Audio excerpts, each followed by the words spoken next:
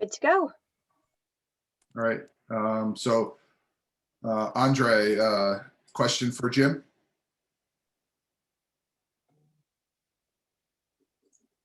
Sorry, Andre, a question for Jim? I'm seeing in the Brown Book that the Center Streetscapes project is going to be bid this spring. So is there going to be sufficient funds for this project now that so much time has passed since the project has been approved? So the project has been put out to bid, and we've opened bids, and it did come in over the appropriation, but we have the availability of using Chapter 90 funds, our state road funds, to complete the project. And so our town engineer is reviewing the bids. We opened them this week, earlier this week on the 9th, and he's reviewing bids, and within a few weeks, we're hopeful that he'll be able to make a recommendation to go forward. Thank you. A question about the high school project, and I apologize, I know you spoke to the select board and I missed that presentation. Can you say a few words? What is that at, and what's the next step with that project? So right now we do have funds on this town meeting warrant to do feasibility design, but we have not heard from MSBA that we've been accepted into the program yet. And so we have to wait until we've been accepted into the program. And if we hear before the end of this town meeting, we will move forward with the appropriation.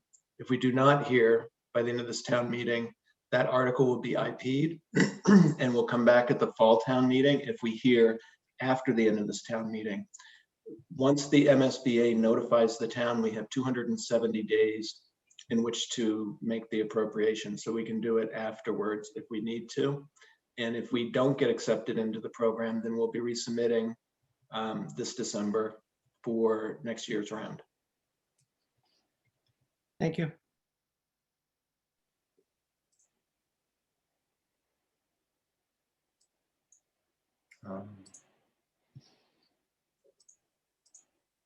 Avram, question for Mr. Molloy?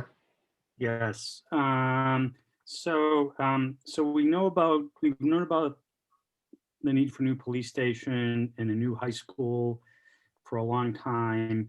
Do we know what the next big capital projects are going to be after those are complete? And I'm remembering from when my daughter was at Bowman that Dr. Anton once mentioned that Bowman and Bridge were nearing the end of their projected lifespans.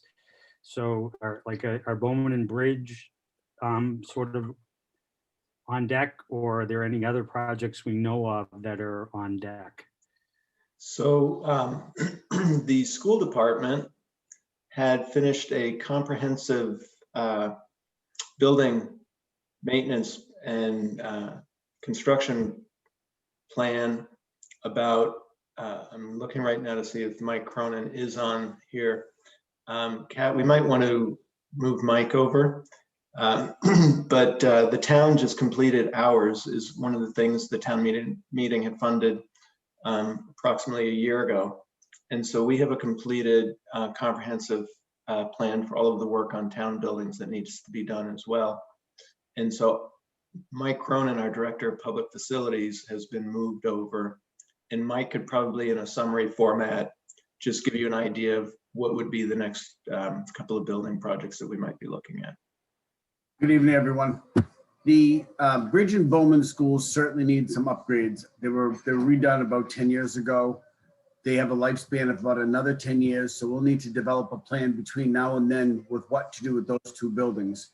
That'll kind of tie in with enrollment and where the population of students are at that time. Our number one objective, as you all know, through the master plan that we did with the school department, is indeed the high school. So we want to get through that project, and then we'll reevaluate the rest of the schools to make sure that the population is what we think they are now, and that forecast dictates that we'll need to do another project in the short future. But the Bridge and Bowman schools are the next school buildings that will need to be looked at, as well as central office. Thank you. So, thanks, Alvin. Let me go to Tom Scheipel. Hi, Mark. We were asked to submit questions at a town website for tonight's meeting. Does anybody know if those questions are going to be addressed, or should we just ask them live?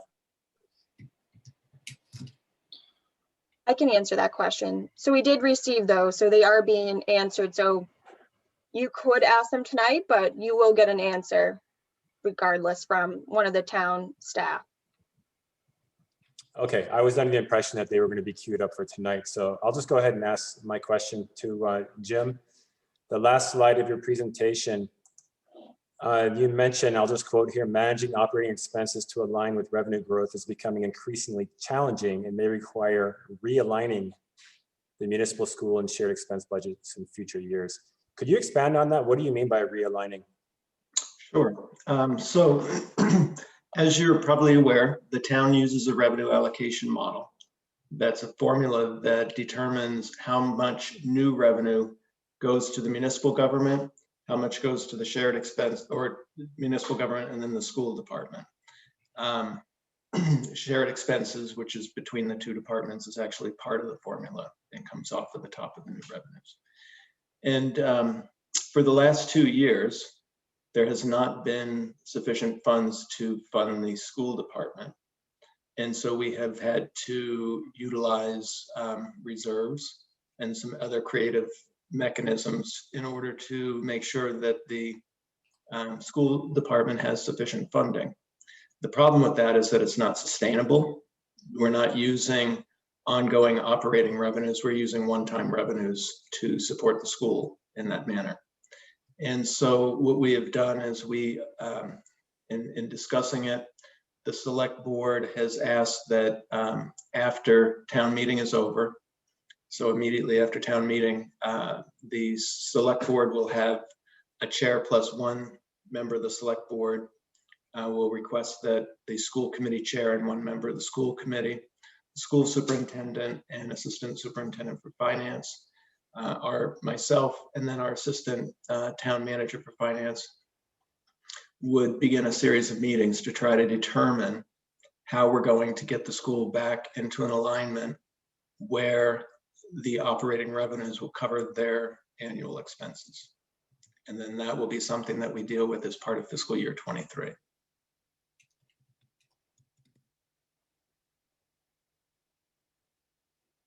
Anything else, Tom? Good, thank you. And I, just so you know, I got that this afternoon and was writing a response to Kat while we were trying to get from the meeting to the webinar. Okay, yeah, no problem. Sorry for that. That's okay. No.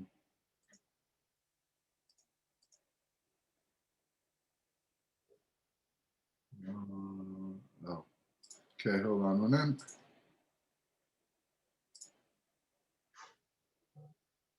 Okay, Jody, you had a question?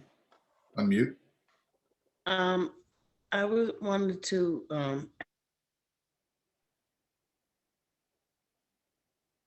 think you might have frozen.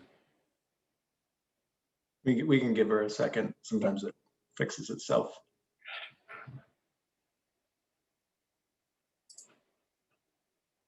done for much less. We could be getting it done for much less at this time. Unfortunately, you froze for a moment. So could you start over and ask your question? I'm sorry.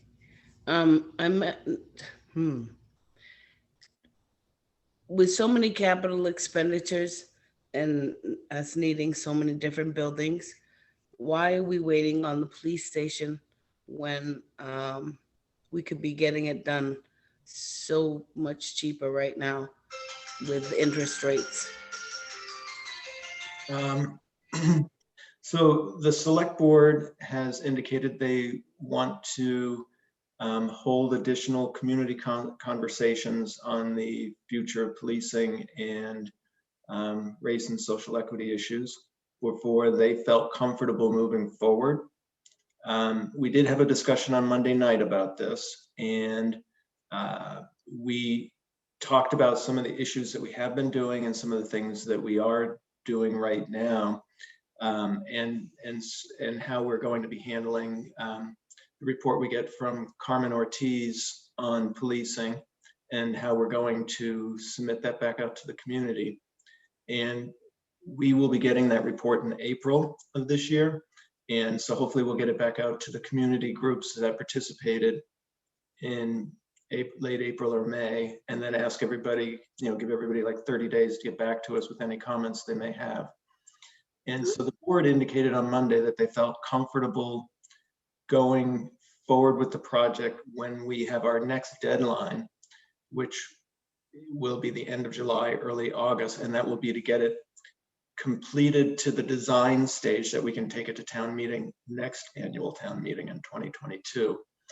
Monday night of this week was pretty much the line to get it so that we could get it on the fall town meeting this year, to complete the design and put it on the fall town meeting.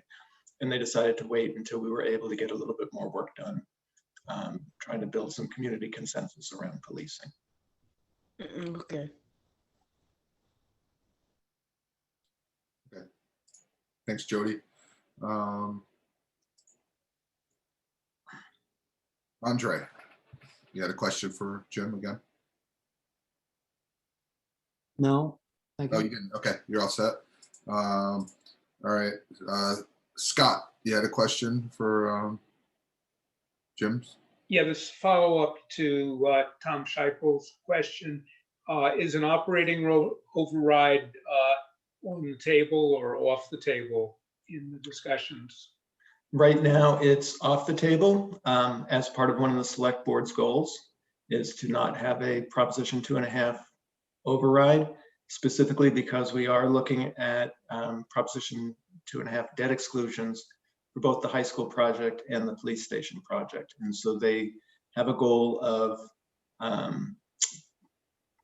not having a Proposition 2.5 override for operating expenses. So we will take a good look at what we can do. And if there were no other options in order to continue being able to fund the school at the level that the community feels it needs to be, then that's something that would be discussed and a bridge we would cross at that time. Both last year and this year, we were still able to keep the town within the municipal side of government within its revenue allocation. And so we've been able to maintain the municipal budget, but we haven't been able to maintain the school budget.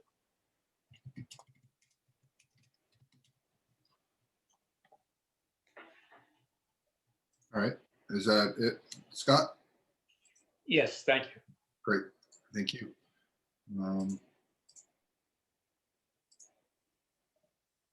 Peggy, do you have a question?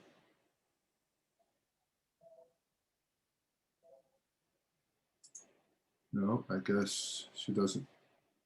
Okay, I'll move on. Avram, did you have a question? I do. Yes, I do. So I have a follow-up question, I guess, to that question about the new police station. If we're waiting to do additional community outreach, is the implication there that one of the possible outcomes is, no, we're not going to build a new police station? I don't believe that that's the case. I believe on Monday night when the select board discussed it, one of the things they did discuss was whether they all believe that we will be building a new police station. The answer to that was yes. Oh, great. Thank you.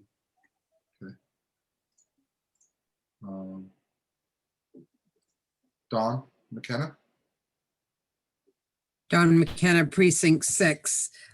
So I'm just wondering, having listened to a lot of the talk about the COVID relief package, whether the amount of money that's available for cities or town is going to help with the FY21 budget and potentially the FY22 budget also, especially with respect to the funding for schools.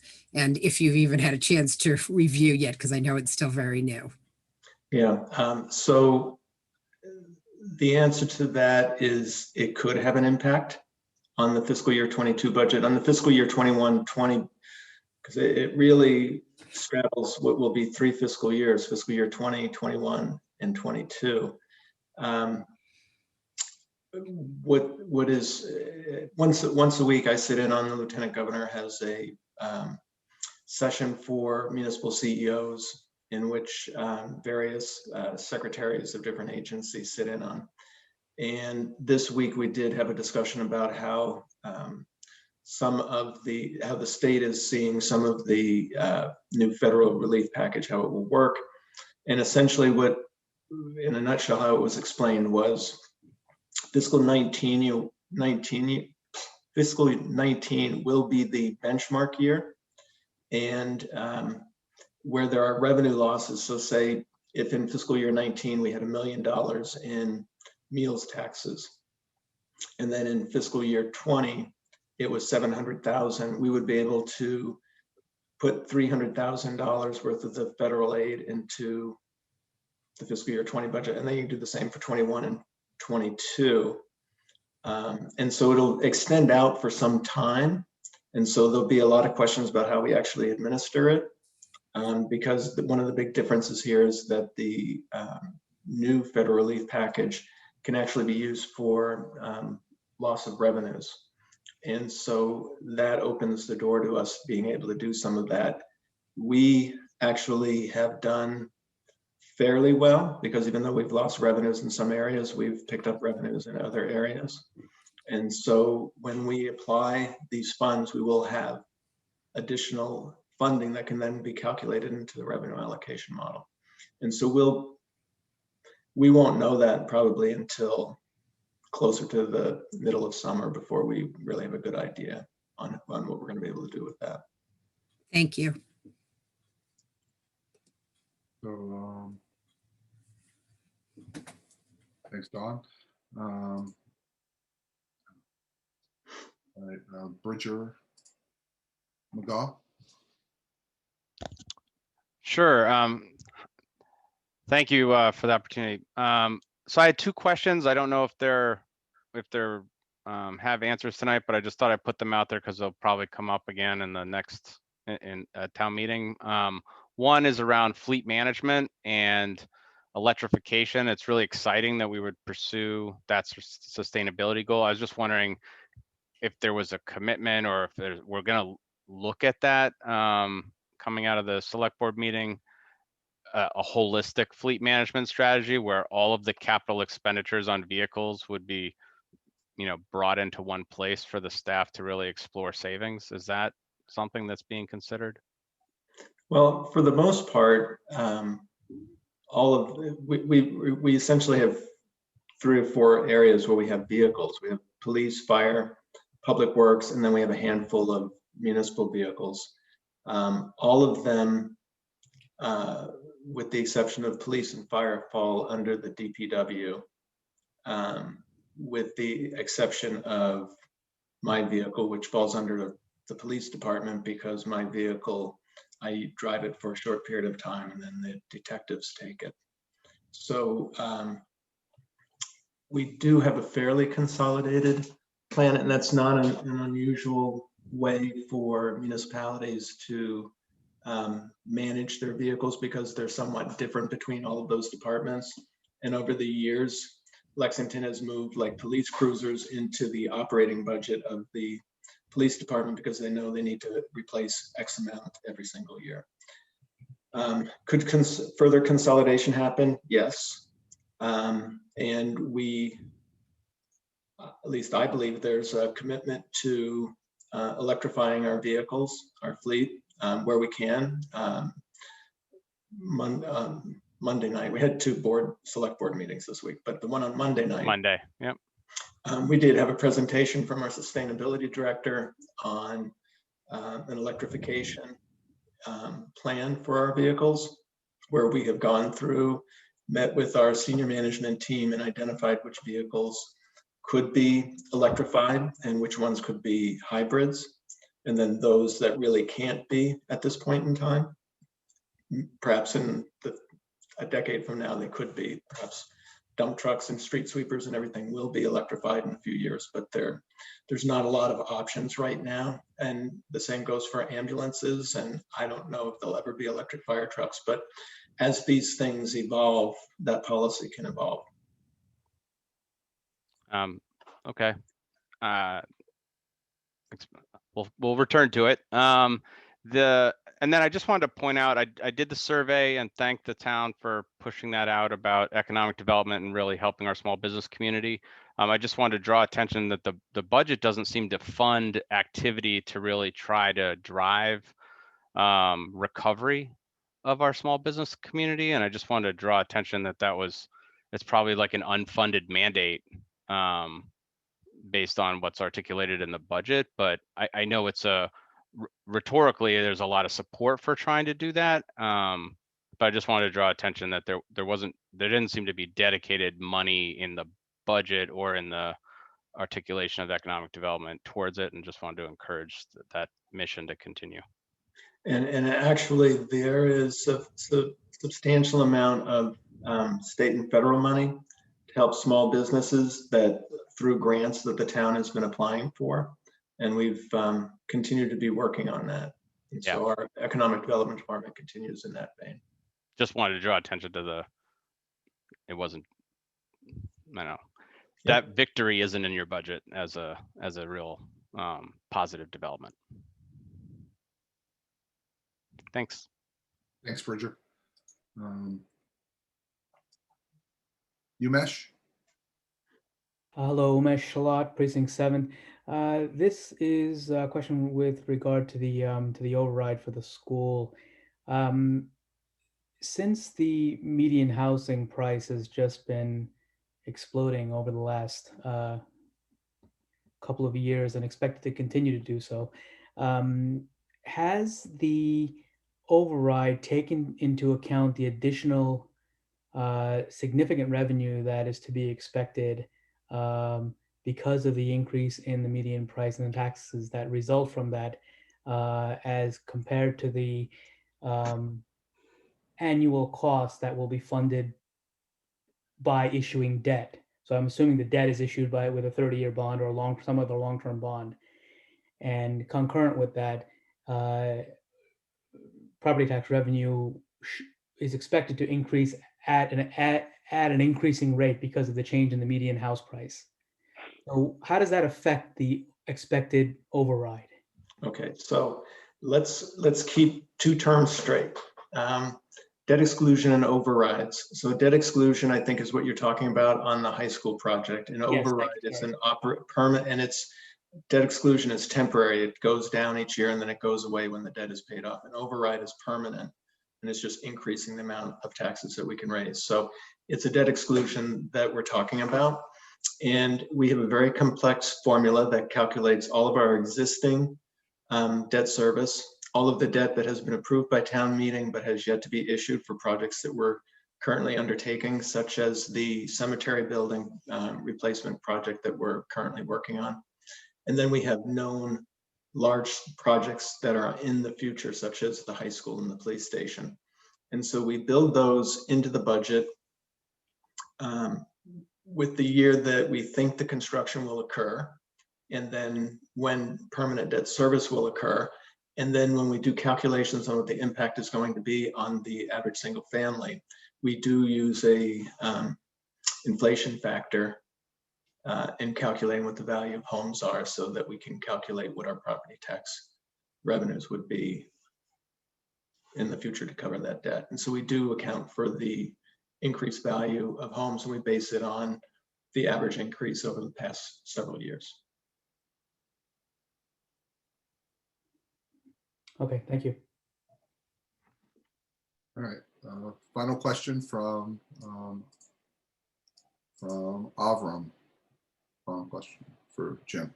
So before I ask the question, is the recreation budget part of something Mr. Malloy can respond to?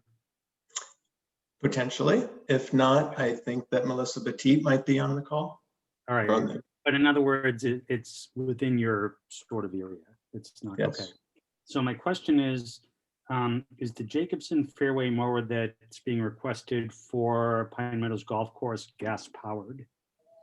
Yes. And if Melissa, if you found a electric mower, please feel free to contradict me. Maybe, Kat, if you want to move her over, my recollection is that that it is. Do we, and since the answer to that is yes, is there a projection for how many total hours that device would be used on an annual basis? Even just a ballpark number? Hi, good evening. Yes, we have not found a piece of equipment that would be equivalent to what we would need for the use at the course. I do not have those hours even ballpark with me, but I could certainly get those and have them shared with Kat to post to the town meeting website once I speak with the superintendent of golf. Okay, thank you very much for your help. I appreciate it. Thanks. So with that, thank you, Jim. Thank you, Melissa. And we're going to move on to the superintendent of the schools, Julie Hackett, for any questions that people have about the superintendent budget and the school's budget.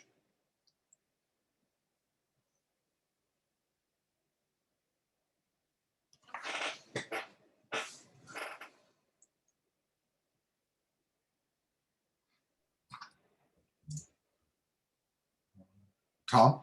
Hi, this is Tom Scheipel. Question for Dr. Hackett. In your presentation, there's a table on the FTE changes, and there are 4 different line items for special education using round numbers, plus 16 FTEs, and then a -12, -1, and a -3. And I just don't understand these different buckets and where these huge swings are coming from. If you could just clarify that, I'd appreciate it. Thank you. Sure. Good evening, everybody. First of all, nice to see you. In the budget, the special education process is a bit complex because we have positions being added and positions being taken away. So the budget development process that happens every year means that the special ed director and the assistant superintendent for finance and operations meets with teams at each school, and they talk about how many new positions are needed and how many can go away. And they're very dependent on the programmatic needs of the child. So some children need different services, maybe more intense services. Other children move on and they don't need the services that they once needed. So we're constantly refreshing the full-time equivalents in special education. And so you see a churn of positions throughout the document. And it's a bit difficult to follow because it changes every year and it changes by school and by assignment. Okay, is there, I noticed there's the net decrease of about 1.5, I think it was. Has there been any fundamental shifts? I noticed in the subsequent slide, linear budget strategies, one of them is review special education placements, and I was wondering if that played into it at all. We're in that first category under linear budget strategies and taking a hard look at what's needed and what isn't. And we are in our budgeting practices taking on slightly more risk as we had basically a list of high needs students potentially, and then we would budget for those. So we've taken away that protection in some cases, and we're saying that, you know, we think that the students will be placed in a certain program where we may have budgeted in the past for an outplacement, for example, which is more costly. So we are going through a process of really strongly looking at the programmatic needs of children. There's no significant impact to children at this point, so no significant changes. It's just that we are being more conservative in our budgeting approaches and really basically matching need to the need of students to the type of program that they're in. Okay, thank you. Mark, I did have a second question, but if other people are waiting in the queue, I can defer. There isn't anybody in the queue right now, so you're welcome. Okay, great. There's an additional slide that compares various spending measures to 4 other towns, Brookline, Newton, Wellesley, and Weston. I'm just wondering if in the future, if it would be appropriate to include Winchester in that table, as it seems that, you know, we have a lot of similarities to Winchester. More similarities than you might realize. My husband just got a job in Winchester in the schools, so I'll probably know more about Winchester in the future than I want to know. But yes, we can include surrounding communities. We use the communities that we included in the slide because that's what the state compares us to. So when we do the comparables, those are comparative districts, but Winchester could certainly be included. Thank you. You're welcome.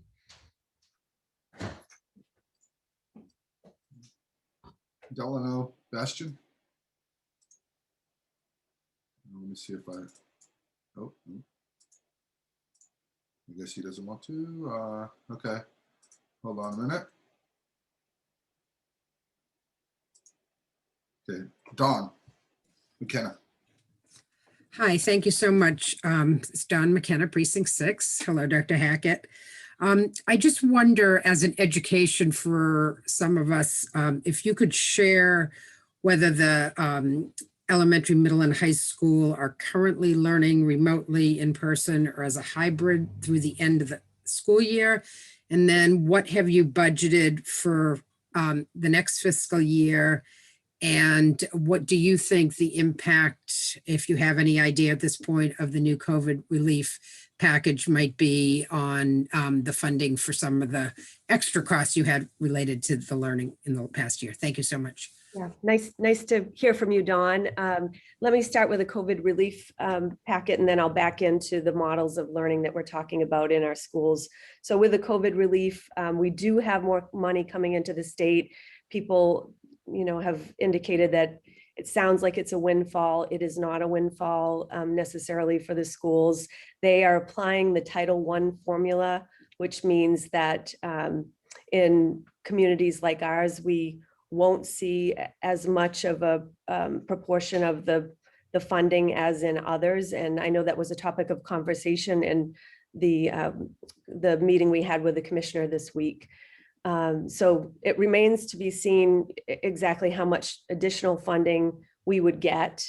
In terms of our model in elementary, middle, and high school, things are changing by the minute. So in February, we started working on full return with a particular focus on elementary students. In January, our COVID positivity rates were 26 per 100,000. So they were quite high, and we were in the red zone. And we've been carefully monitoring those. And I think at last look, maybe it was March 4th, it was about 6.7 per 100,000. So we're in a much better position to be able to bring students and staff in safely and at more of a full-time capacity. We have a community input team comprising 37 members of our school community, including parents, teachers, administrators, and other people in positions in the system, assistants, educators. And that team is responsible for helping to develop the planning. So we bring proposals to the team and we get their input in order to refine the proposals and develop the proposals. And so through that process, we're working on a full return plan for K-5 by April 5th. So bringing all of our children back into classes in K-5, but still leaving the remote option because we have some families who chose that for very specific reasons and they want to maintain that option. while it will look differently, children will still have the ability to learn remotely. So that takes care of the elementary piece. It doesn't take care of it by any stretch of the imagination, but that's our planning in terms of timeline. And then in middle schools, that is a bit of a more complex puzzle.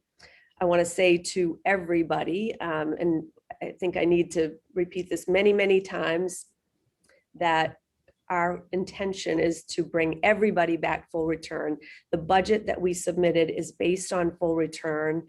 It's based on full return because any sort of combination of hybrid and remote is far more costly. We also think that the vaccinations will be able to make us be able to return safely, hopefully this year, and definitely, not definitely, I should never say definitely, but also hopefully and optimistically for the fall. Middle school and high school are different in that they're more complex schedules. We are looking at plans for both middle school and high school and what a full return will look like. At the same time, our planning processes were happening. You may have seen headlines in the news about the commissioner and governor announcing that a full return was going to happen for our elementary students. They made that decision on a Friday with the Board of Ed, and by Tuesday, they then announced a full return for middle school students. So we're playing, and that was by the end of April, by the way. So we're playing all of those scenarios out. People are allowed to request a waiver, but waivers are hard to get. So we're thinking through that piece. Our greatest challenge in the planning process is around lunches. So we understand now that given where we are with COVID-19 and the new developments, the things that we've learned through research and whatnot, that we can be safe as long as children are masked and staff are masked if we are closer than 6 feet. Where that is not true is at lunchtime, which is 6 feet is needed, and where people have been seeing cases evolve at places like Mass General Hospital, for example, as I understand it, are in those shared common spaces where people eat and are in close proximity. So the 6 foot buffer between children and adults while they eat at lunchtime and snack time is really critical. That is difficult for school systems because of space needs, but we're working on creative solutions to that. In fact, tomorrow I have teams presenting on our preliminary planning at middle and high school. And then for high school, same thing, we're working on a full return. No definitive date has been set either by us or by the state for that. High school, as it has been depicted to me by people who are in the health professions, is more like a school filled with young adults. And so that's a bit more challenging in terms of COVID, but our teams are working very hard. I do think we'll get back to school in a fuller capacity this year. Personally, I feel like that's an important thing because of kind of the psychological barriers and the buildup that would occur if we don't start doing it sooner. So if we wait all summer and we go into the fall and we haven't returned fully, I think that transition would be harder, but we're optimistic and we are working hard. Thank you. Betsy Weiss, you have a question for Dr. Hackett? Dr. Hackett, Betsy Weiss, Precinct 2. First of all, I want to thank you and your staff and all the teachers throughout the district. It's been an unbelievably difficult year, and thank you for everything. I just had a quick question. So I assume there'll be more COVID measures next year to get everybody back to school. So when it's, I think one of your slides had salary up 3.76 and expenses up 6.68. I assume part of that is COVID related safety measures? Actually, not really. So Okay. the salaries, that's that's a pretty standard increase when you factor in the step increases in contractual obligations across collective bargaining units. And then the supply line, that's been as high as 11% in recent times. I think last year it might have been 9%.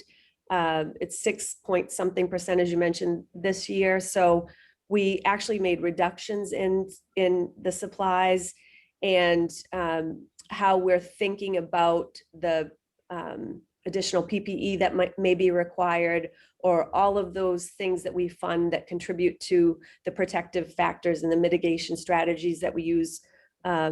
Those have been funded this year through the CARES Act. Okay. And we're thinking about that new, the new funding that is going to come in federally as being able to help assist us, help us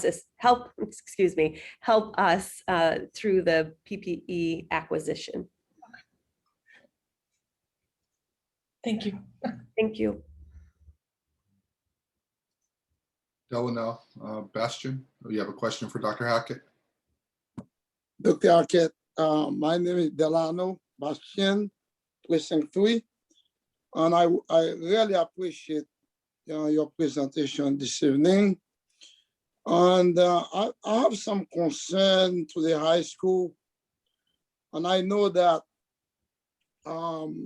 we have two type of system in place: hybrid and in-person learning. And I do know a lot of family that, because of the isolation, the pain emotionally that caused to a lot of kids, especially those that want a special education. So, and I do know that there's an issue with, the proposal that Biden put in terms of the COVID. How soon that we're able to get those funding to the public schools, so we can have them disposed so that the public school will use them, so we can have more of our kids come back to school, because it's damaging the mental, the well-being, social well-being of our kids are tremendously affected. And so how soon are we going to have, you think we can have those funds from the federal, so we could use them, so we can have more of all our kids come back full time? Yeah, thank you for your question, Delano. And I agree, it's been a really challenging year for our students, and the sooner we get them back and have them in on a regular basis, the better it's going to be for them and for everyone. And they miss their school, and they miss their peers and teachers. So we're really looking forward to having them back. Your question about funding is an important one. Not everything hinges on the funding, though. Some of this is more complicated by the social distancing and the things that I've mentioned. The isolationism that you talked about is real. We have actually 3 models of learning in the system.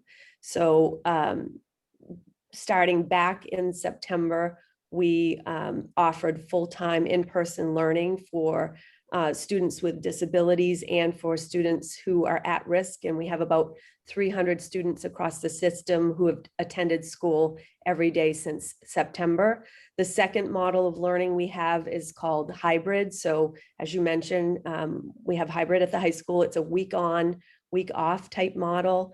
And when I speak about this to people, I try to explain that no 2 hybrid programs are alike. So in one community, it could be a hybrid program that's 2 days a week.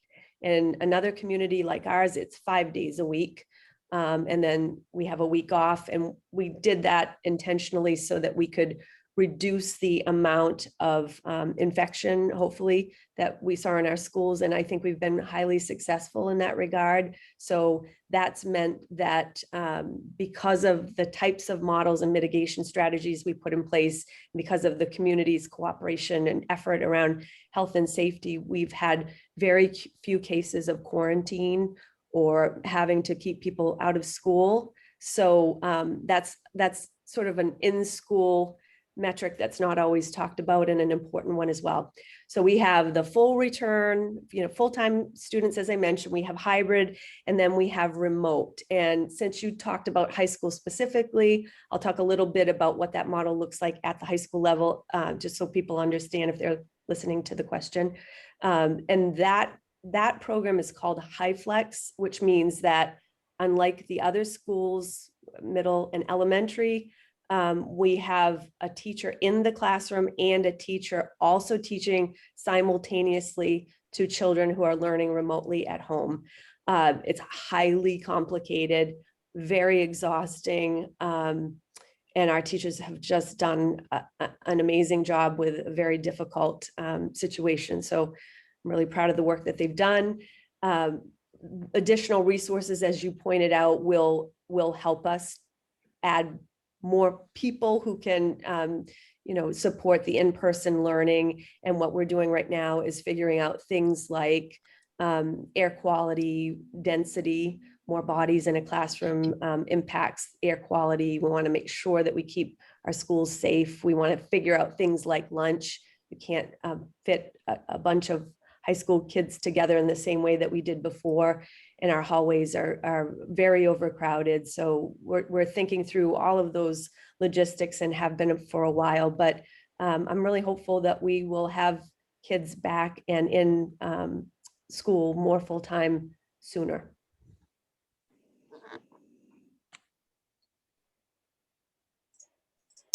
So thank you, Delanol. Avram, question for Dr. Hackett. Yeah, thanks. Dr. Hackett. So this isn't my question, but for what it's worth, my daughter's a junior at the high school. She told me earlier tonight that even if it was just the last 3 weeks of school, she would be ecstatic if she could be back in school full time.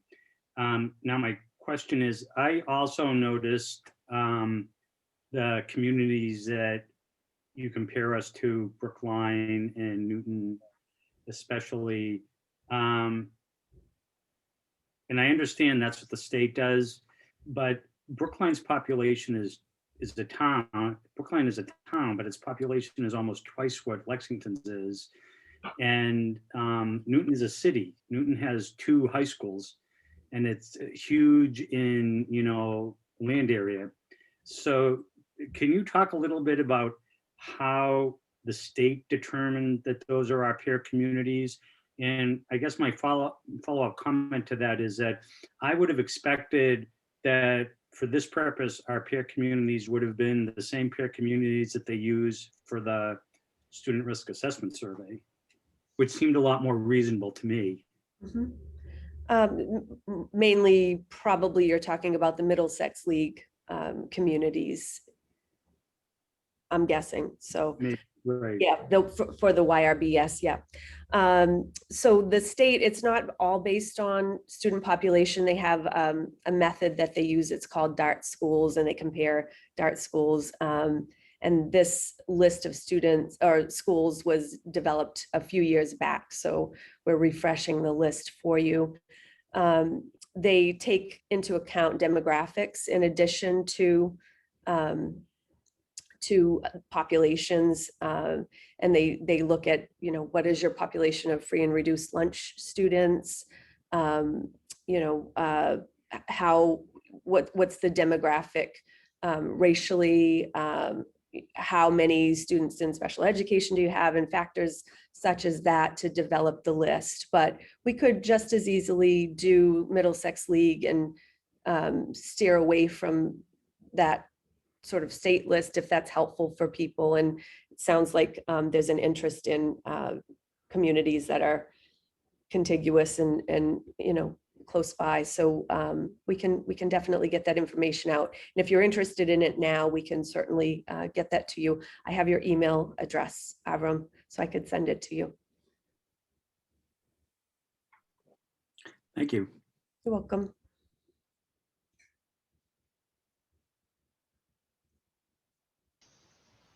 All right, so our final question for Dr. Hackett will come from Teresa Wright. Hi, Dr. Hackett. This is Teresa Wright, Precinct 8. Thank you for everything you're doing. I know that this year has been really challenging and exhausting for all of you and your staff, and lots to work through. So I appreciate everything.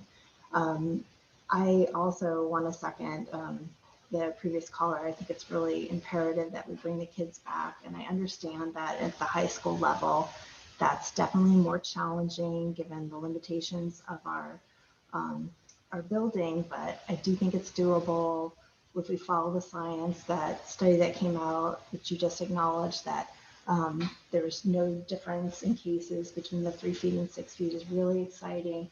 And I think, you know, I would hope that we'd have the opportunity to be pretty creative. And I don't know, in the budget, have we thought about things like tents or additional buildings that might help us to address the concerns about lunch? Is there anything that might be added, or is there ability to add that to the budget later? I think that I just think this is so critical that you should be creative and open and think about this is the time to spend the money to bring the kids back. It's been a long time, and we have the vaccines now. We have an opportunity to go back to something that's more normal. Yeah. Thank you, Teresa. And I know you were on the school committee call the other night, so it's nice to speak with you again. We have lots of developments already. So as I mentioned, the teams are working hard. Tomorrow we meet to talk about the very issues that you raised. I have people putting together presentations, and then I'll send those recordings and minutes out so everybody can kind of see the thinking behind the planning. To your question about tents, we've been doing tents since the fall. And the tents are important. We've had tents for performing arts, and it just makes good sense to be outside when we can. The one drawback of tents that sometimes people don't necessarily think about is that it only covers so many square feet. And, you know, when you're under it, it's about the size of a classroom. So it's not sort of a large group solution. I do definitely agree that we need to be creative in our thinking, and we are. And we're looking now at the high school at utilizing different spaces for lunches, including large group and classroom size spaces, and working out systems where we can safely fit students in those spaces together to eat at 6 feet. And then, of course, the classroom spaces can be closer together, so it doesn't have to be 6 feet. We can be at a smaller distance classroom wise, but we're getting there. I am looking forward to sending you and other parents in the community and our whole school community updates on our progress, but we'll get there. It has been a long time. It has been definitely hardest on our kids, and we want them back. I was in a meeting just yesterday with high school educators and administrators, and one of the administrators said, you know, I just want the kids back. I want them back in any kind of way I can have them. I want them back no matter what it is. I don't care if they're smoking in the bathroom. I just want them to come. He does care if they're smoking in the bathroom, by the way. So I'm not condoning any bad behavior, but the point is we just desperately miss them, and we just can't wait to have them back in school full time. And we're optimistic about this year. Great, thanks. And we're right there with you. We are here to be creative and flexible, and we can all follow the science in this ever-evolving situation. And maybe in the fall, maybe we won't even need the 6 feet. I think it's you plan for the situation, and we just keep changing tactics. So appreciate your efforts and creativity. Thank you. Thank you. And just one more point on that: the vaccines are a game changer. So a week ago was a very different moment in time than it is today. So today I was at Clark Middle School, for example, and was talking to a staff member, and 30 of our staff members in that building were able to get a vaccine. That changes everything. And that's what our educators have been very worried about, and rightfully so, because you know, you're in small sometimes enclosed spaces with people, and that can be dangerous, as we've seen. So we're feeling a lot brighter and more hopeful with every day. So thank you so much. Yes, we got to protect the people who are at higher risk. Absolutely. Thank you.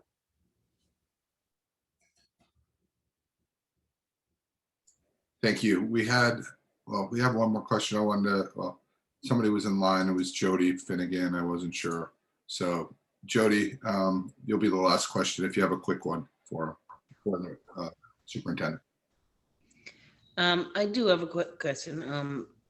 With them talking about the mental health of children, do you have anything in the budget for their mental health and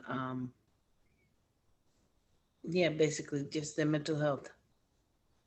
Yeah, we should all be talking about that, especially at these times, and thinking about the ways that we can support them, the additional ways.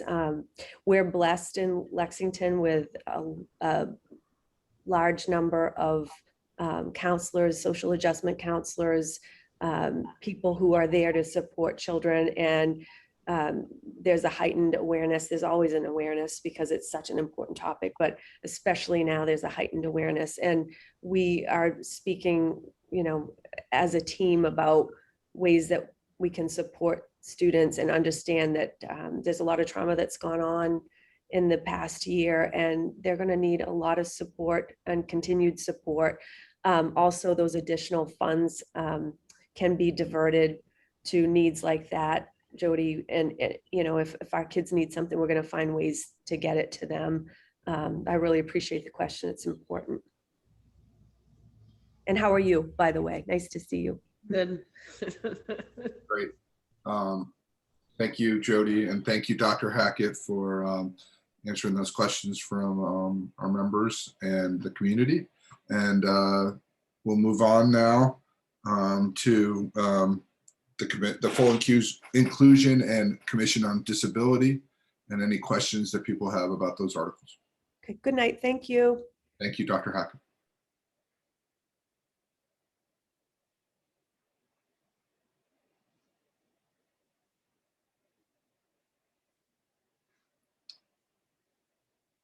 So Victoria is on with us, and if anybody has any specific questions for her.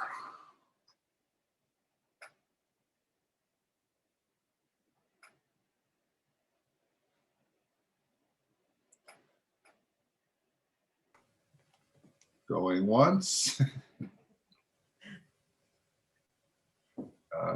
Going twice. Oh, okay, we got a couple of questions. So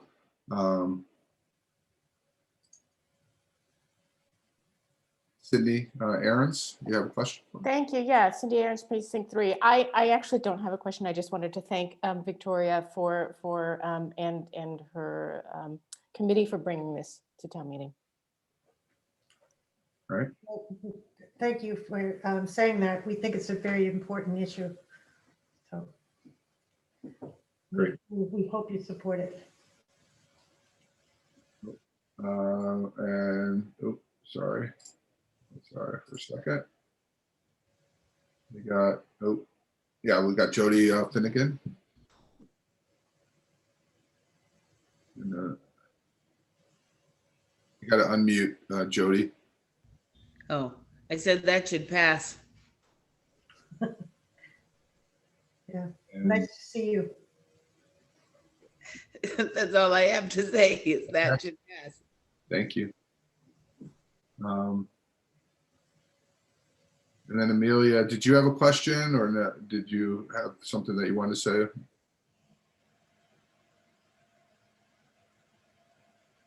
No. All right.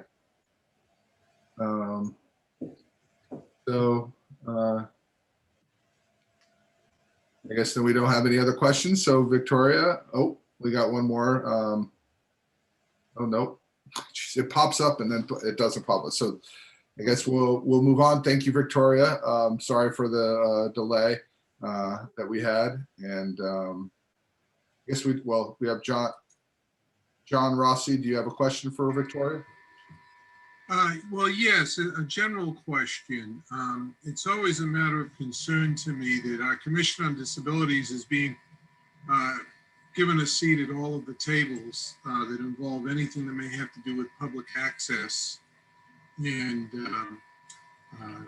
whether it's in the streetscapes or any other of our public facilities. And my question is, Victoria, do you feel that of the major budget items coming up at this town meeting, that you've had an opportunity, to the extent you would like, to be able to provide your input and insight to these articles that will reflect upon public access?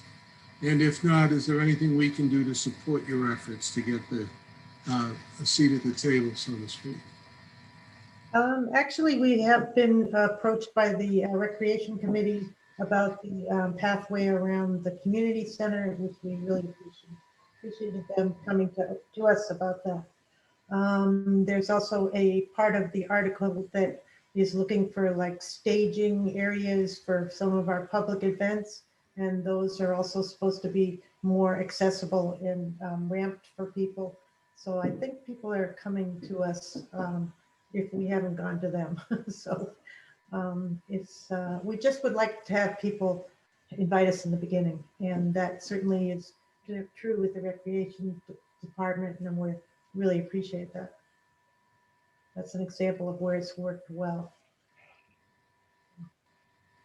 Well, needless to say, if there's ever anything I can do to help, don't hesitate to reach out. You've always been a loyal supporter, and we appreciate that. Thank you, Mark. Yep, thank you, John.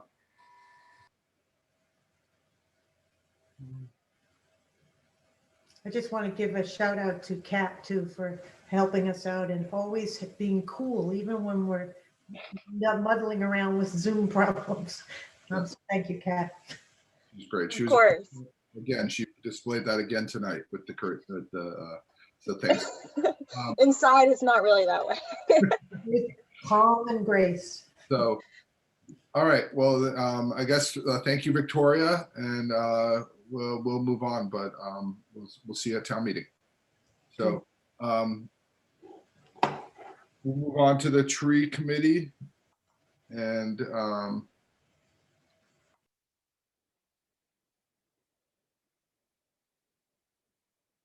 any questions regarding the tree articles 32, 33, and 34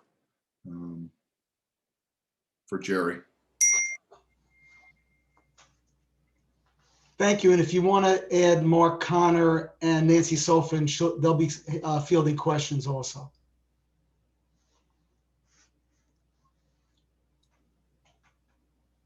Sure, Kat can do that. Thanks.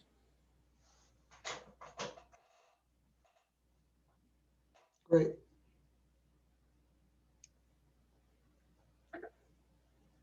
Thank you. Good evening. Hello. So any questions for regarding the tree articles 32, 33, or 34?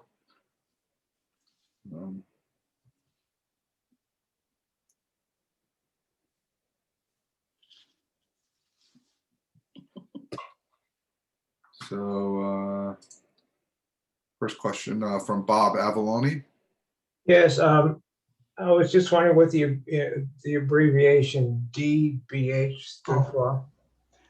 Yeah, yes. DBH stands for diameter at breast height, which is normally about 4.5 feet up the trunk of the tree. Okay, thanks.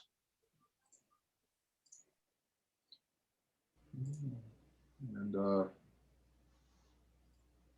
right. Okay, thanks, Bob.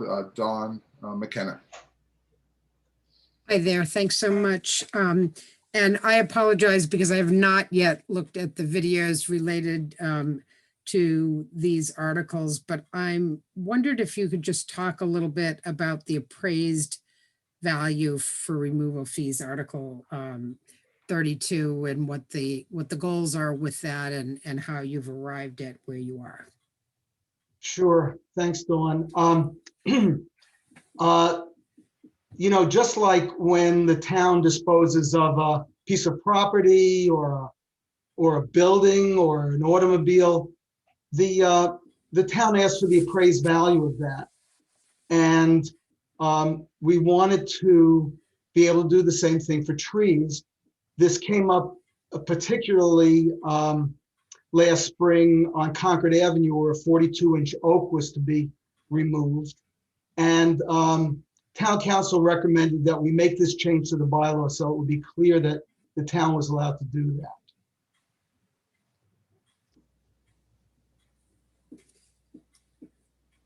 Okay, You want to thank you. follow up? No, that's fine. Thank you. All right. Don, Jody Finnegan had a question for the tree regarding the tree articles. How do you how do you propose to know how many trees are on somebody's land? How are you going to enforce it? Well, let me see if I can, let me rephrase the question. There's no goal, there's nothing in our bylaw changes that we're proposing having to do with knowing how many trees are on someone's land, except in places where the current tree bylaw applies, which is typically a demolition, a tear down, new construction. And that information is already provided via a plot plan by typically a builder when they go for the building permit. So in those cases, we already know, but the goal in one of our articles is to get that information in machine readable form so we can understand it better and get it in more granularity.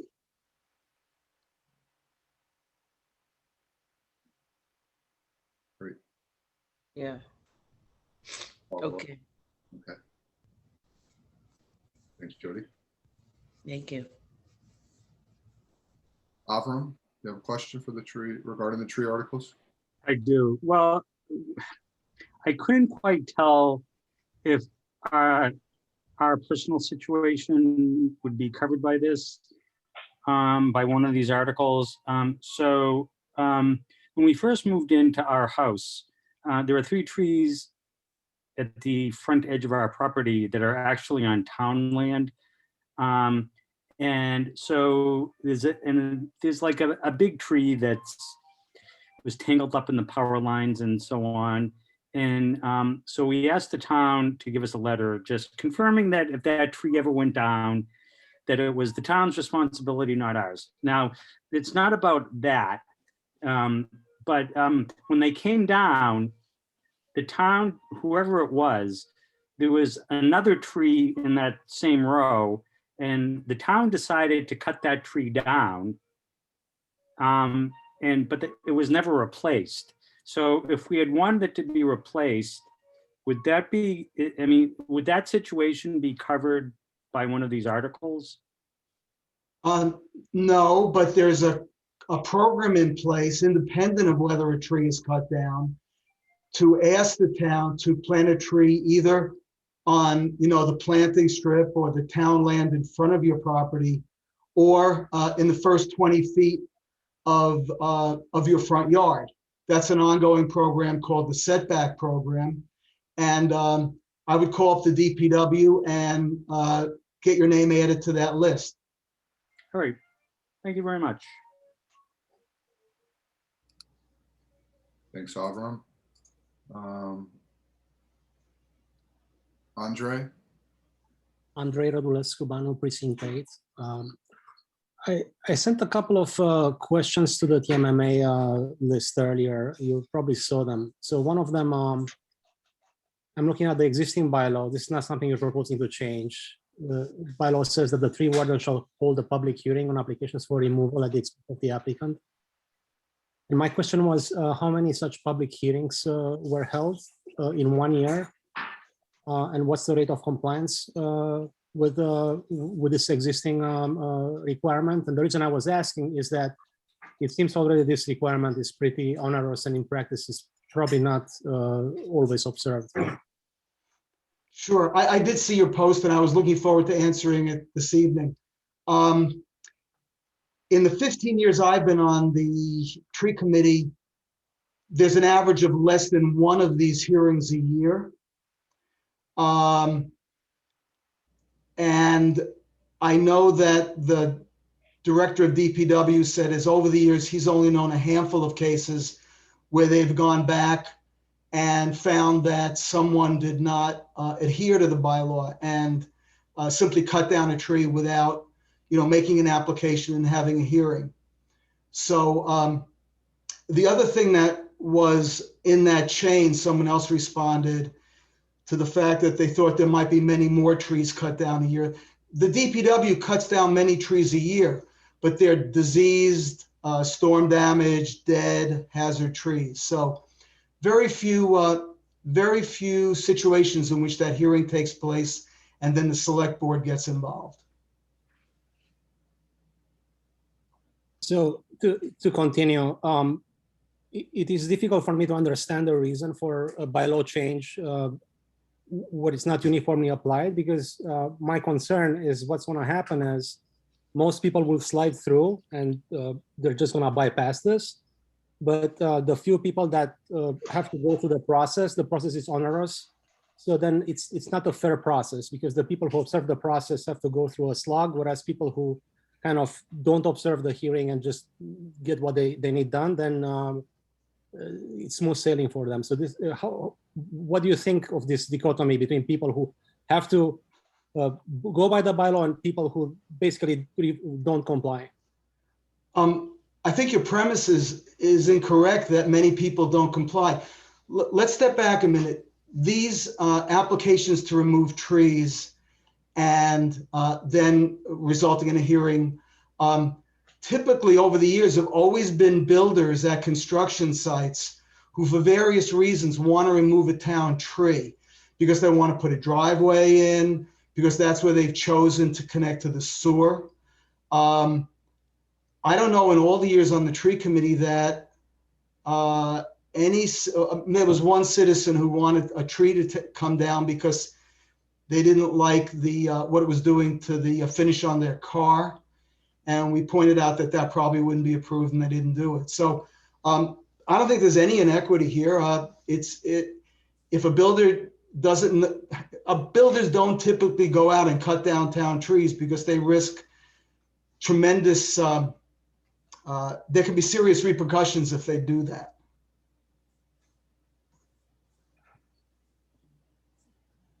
One other question I had was related to the select board. Let me actually see here. The select board may at the request of the applicant waive the requirement to pay all or of a portion of the appreciated value of the tree. So there's two questions about this.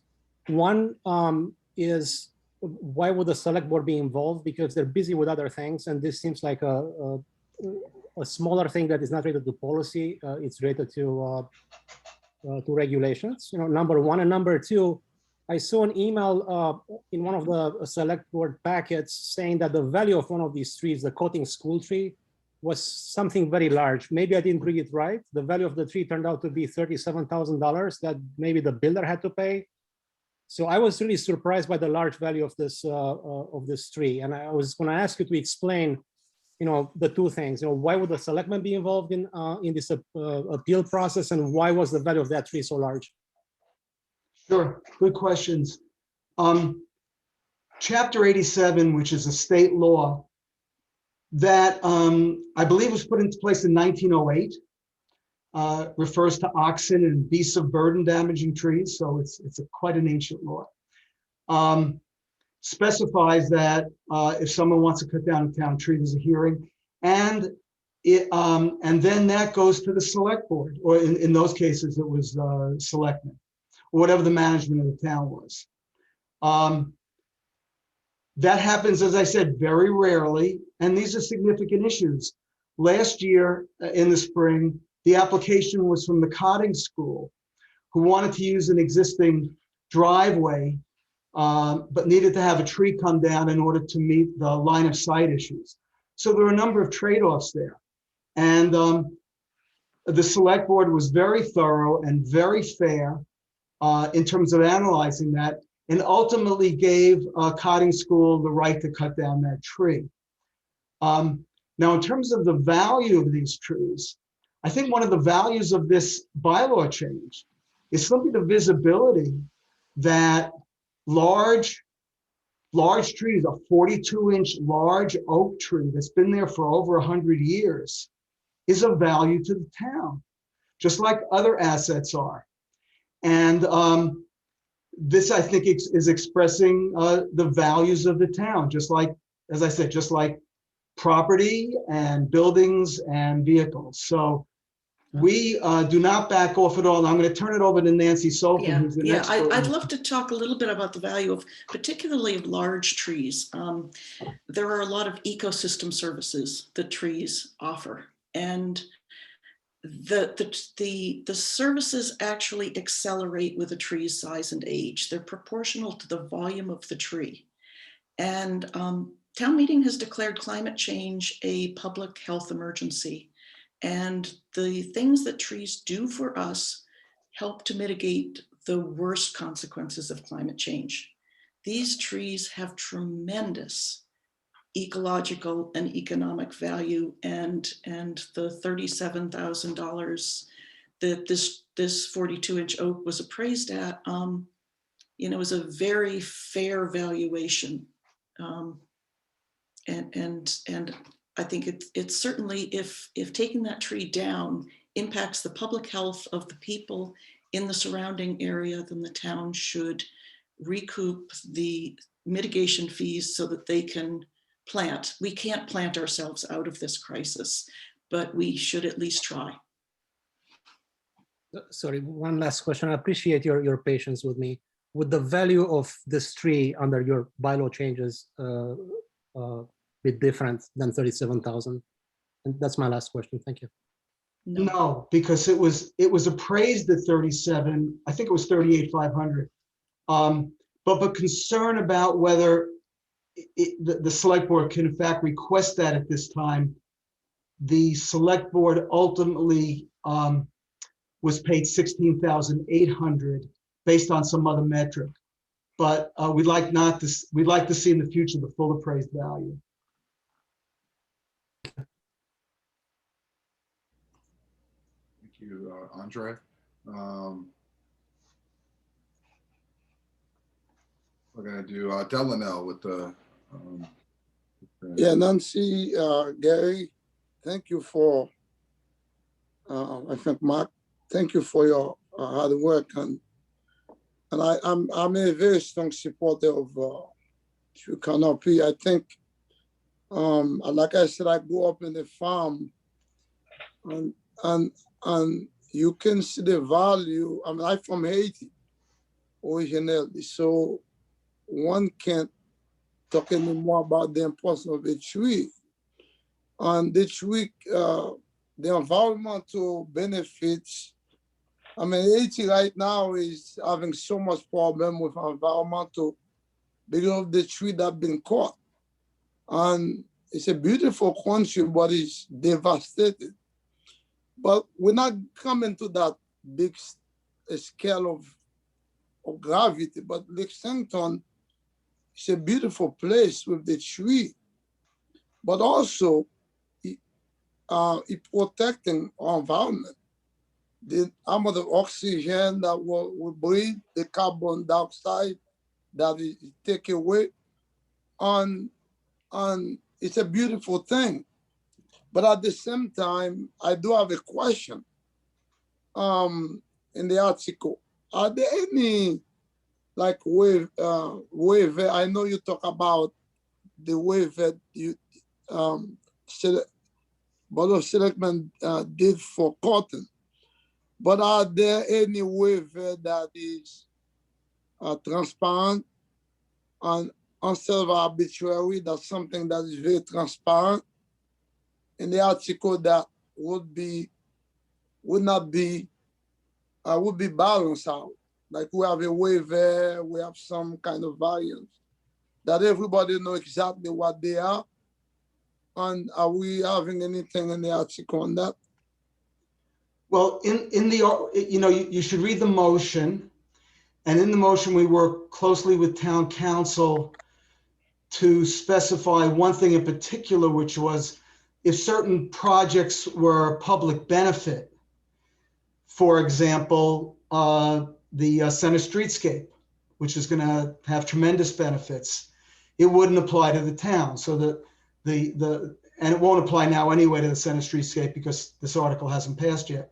But in situations like that, there'd be transparency. The select board would make a decision about if the full appraisal value should be required or less. And that, like all select board meetings, would be, highly visible to the public.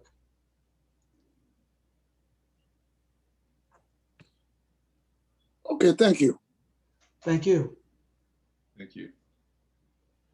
And I guess a final question from Andre. Do you have a follow-up, I guess? Or No, I'm all set. Thank you. okay. Thank you. So thank you for anybody else with a final question. But thank you to the tree committee members for answering the questions, and look forward to seeing you at town meeting. Same here. Thank you. Thank you. Thank you.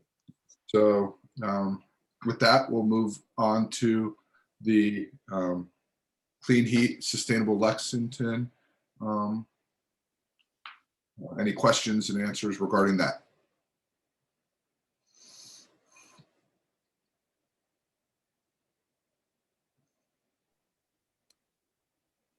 Hi, Cindy. Thank you.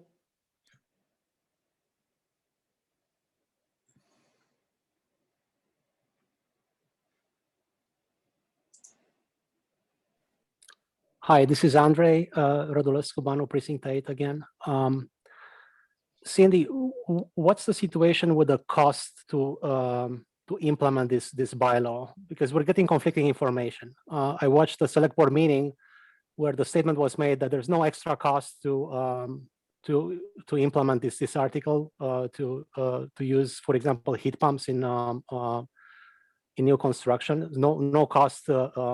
No extra cost for heating.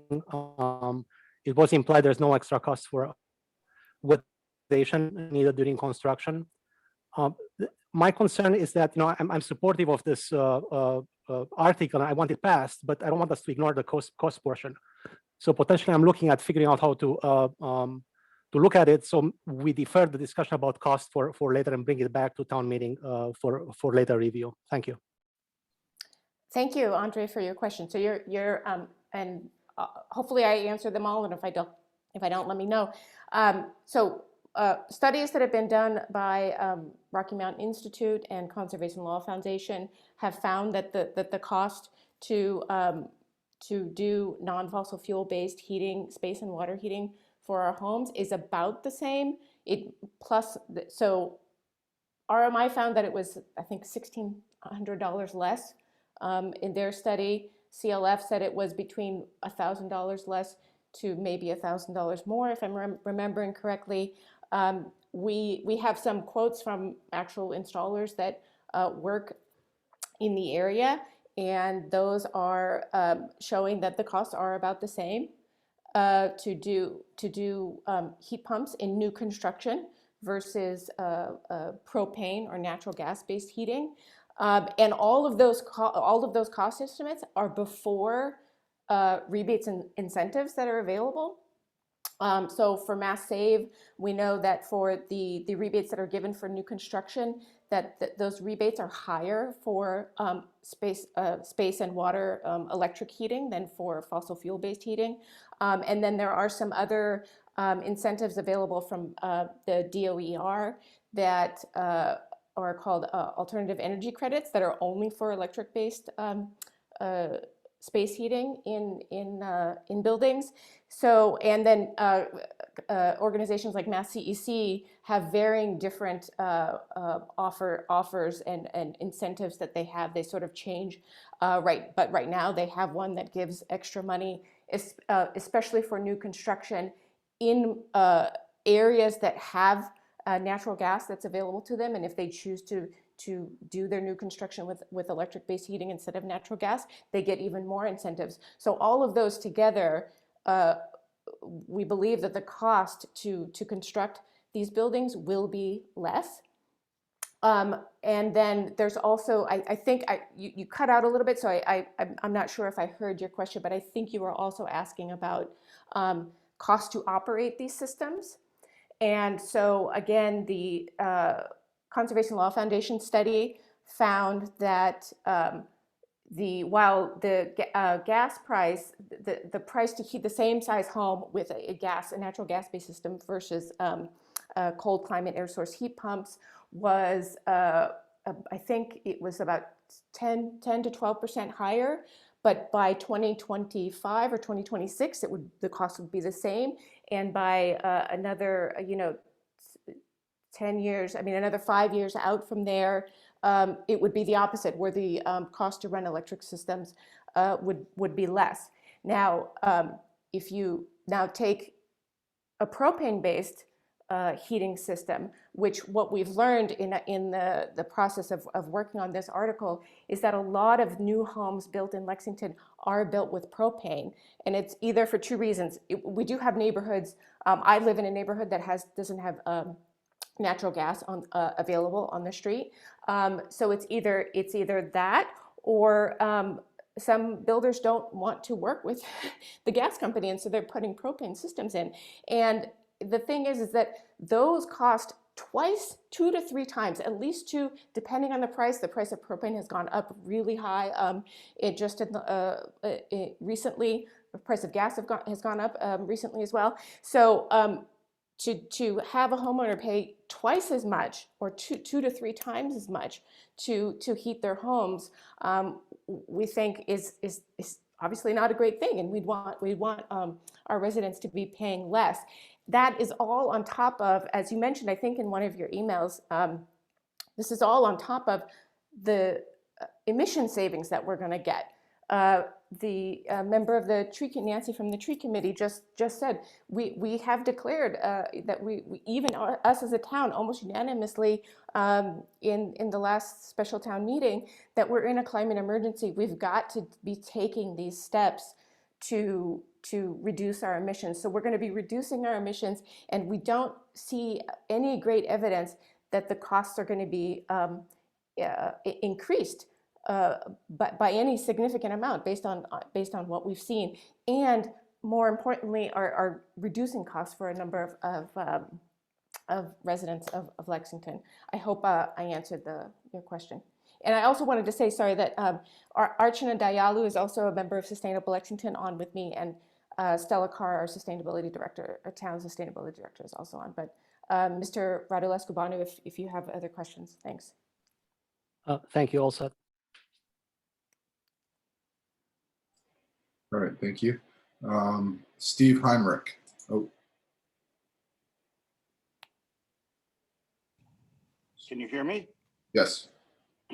So, Cindy, as I'm in precinct 3 and I'm over at Potter Pond, and as you know, I've mentioned that I've had for 30 years heat pump electricity, and there's nothing the same about heat pumps today that was the same that as they were in the 1980s. These are very efficient devices and very good. So my question to you is, what are you hearing from some of the contractors that build in Lexington? Are they giving you feedback at all on this article? Thank you, Steve, for that question. So we are getting some feedback. We are reaching out, and we're not hearing back from others, but we definitely have gotten some feedback.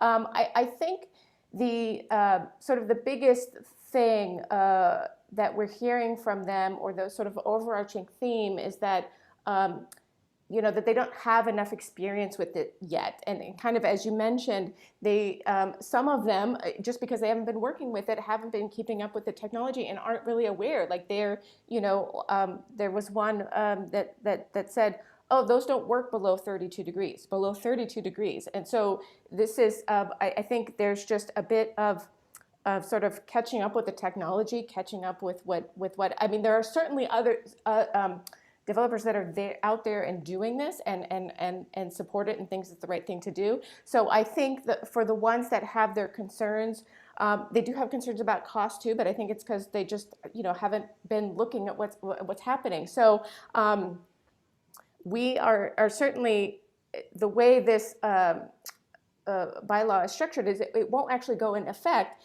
until December of 2022. So we do have time to do outreach, to do learning, actually working with Jim Kelly, our building commissioner for the town. He was very willing to say, hey, look, let's work together and, you know, we can do some, you know, newsletters, training, not trainings, whatever. It kind of got to get the word out. So I think that's something that we have time to do, and we have interest amongst us, you know, Sustainable Lexington and the other, you know, proponents, part of the Clean Heat Alliance, to work on that. The building commissioner is there. We have a wonderful sustainability director. So I think that the current concerns that are there, we can certainly overcome. They're not big obstacles. But thank you very much for the question. Thank you, Cindy.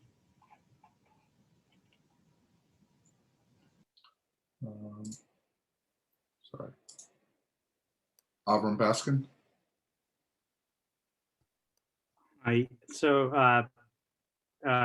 You know, so thanks for taking my question. I do have a couple of questions here. The first one is, I just want to make sure I understood you correctly.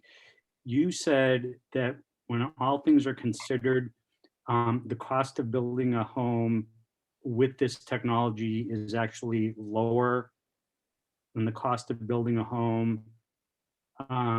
Is that correct? I see you're nodding your head.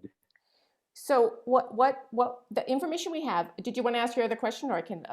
Well, I want to wait and see what your answer is to that question. Sure. The data we have is that it costs about the same or less, plus or minus maybe $1,000. Those are from the reports that I mentioned earlier from RMI and CLF. We have links to them on our website, cleanheatlexington.org. We have also gotten a few quotes from local HVAC companies that do this sort of thing. And for example, we had a quote that for an approximately like 4,500 square foot house. I know some of the new houses in Lexington are even bigger than that, but for that house to do you know, a first floor and a second floor, two-zoned air source heat pump, which also does air conditioning as well, right? So it's a 2-in-1 system. You don't have to have a separate system. That versus a natural gas-based furnace plus air conditioners, because you'll also need the air conditioners, right? So comparing those two sets installed, right? The cost to install, you know, the ductwork and stuff would be the same. You would have that'd be the same in both houses. That the gas system actually in that case came out to be a little bit more because of the flue work that had to be put in for the gas system. So that's the data that we have. And again, that's before these other rebates and incentives that are out there. So if that's all true, the number of builders who operate in Lexington is a very small number. So rather than jumping to a legislative remedy, did you consider just getting them all together and explaining the economics of it? They're smart people. They would understand your costs go down if you do this. So, yeah, I mean, I guess the answer to that, thank you for the question. The answer to that is that in some cases, like these incentives have already been out there. And I suppose, we could just do sort of outreach, but we need more, like I mentioned before, we're in a climate emergency. We've got to sort of get this started now. And so, but we're going to get it started now, but we've got a year, well, more than a year and a half at this point, right? If it passes with the effect date where it would go into effect, to do all of that outreach. So I think that we need. Could I jump in, Cindy? Please do. This is Stella.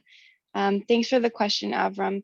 I would say that, that's a great suggestion as well, but sometimes with these things, the policy is what drives the market shift, and sometimes the market is what drives the policy shift. And so I think with Lexington taking a step to take legislative action, it signals our values and the direction that we want to be implementing in town, as well as advocating on a larger scale that we want to see these types of things adopted statewide as well. And so I think, as Cindy has alluded to, there is time to sort of do that outreach and education. And, I think because everyone's comfortable doing what they're familiar with, the industry has been a certain way for so long that even if trends that are more sustainable and more economical, make sense financially, sometimes it's just hard to change that direction. And the policy, if put in place, would sort of force that hand, while we're also able to work with them and educate them and find ways to partner to get,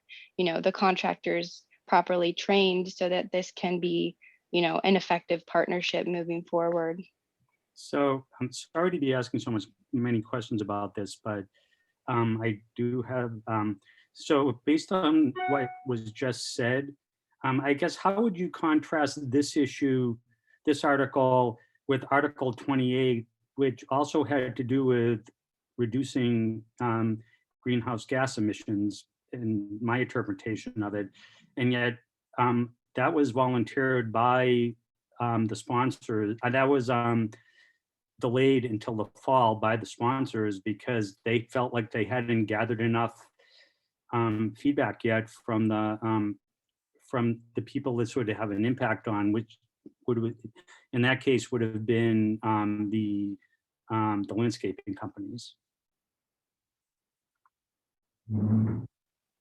I'm not exactly. So I guess it sounded like you are making the case here that there is urgency in climate change. Don't get me wrong. I am not a climate change denier. It is an existential threat, but I'm not quite getting what the urgency is. Why, if you haven't gotten, it sounds like you have not gotten enough feedback from the builders, and yet you're pushing forward with this.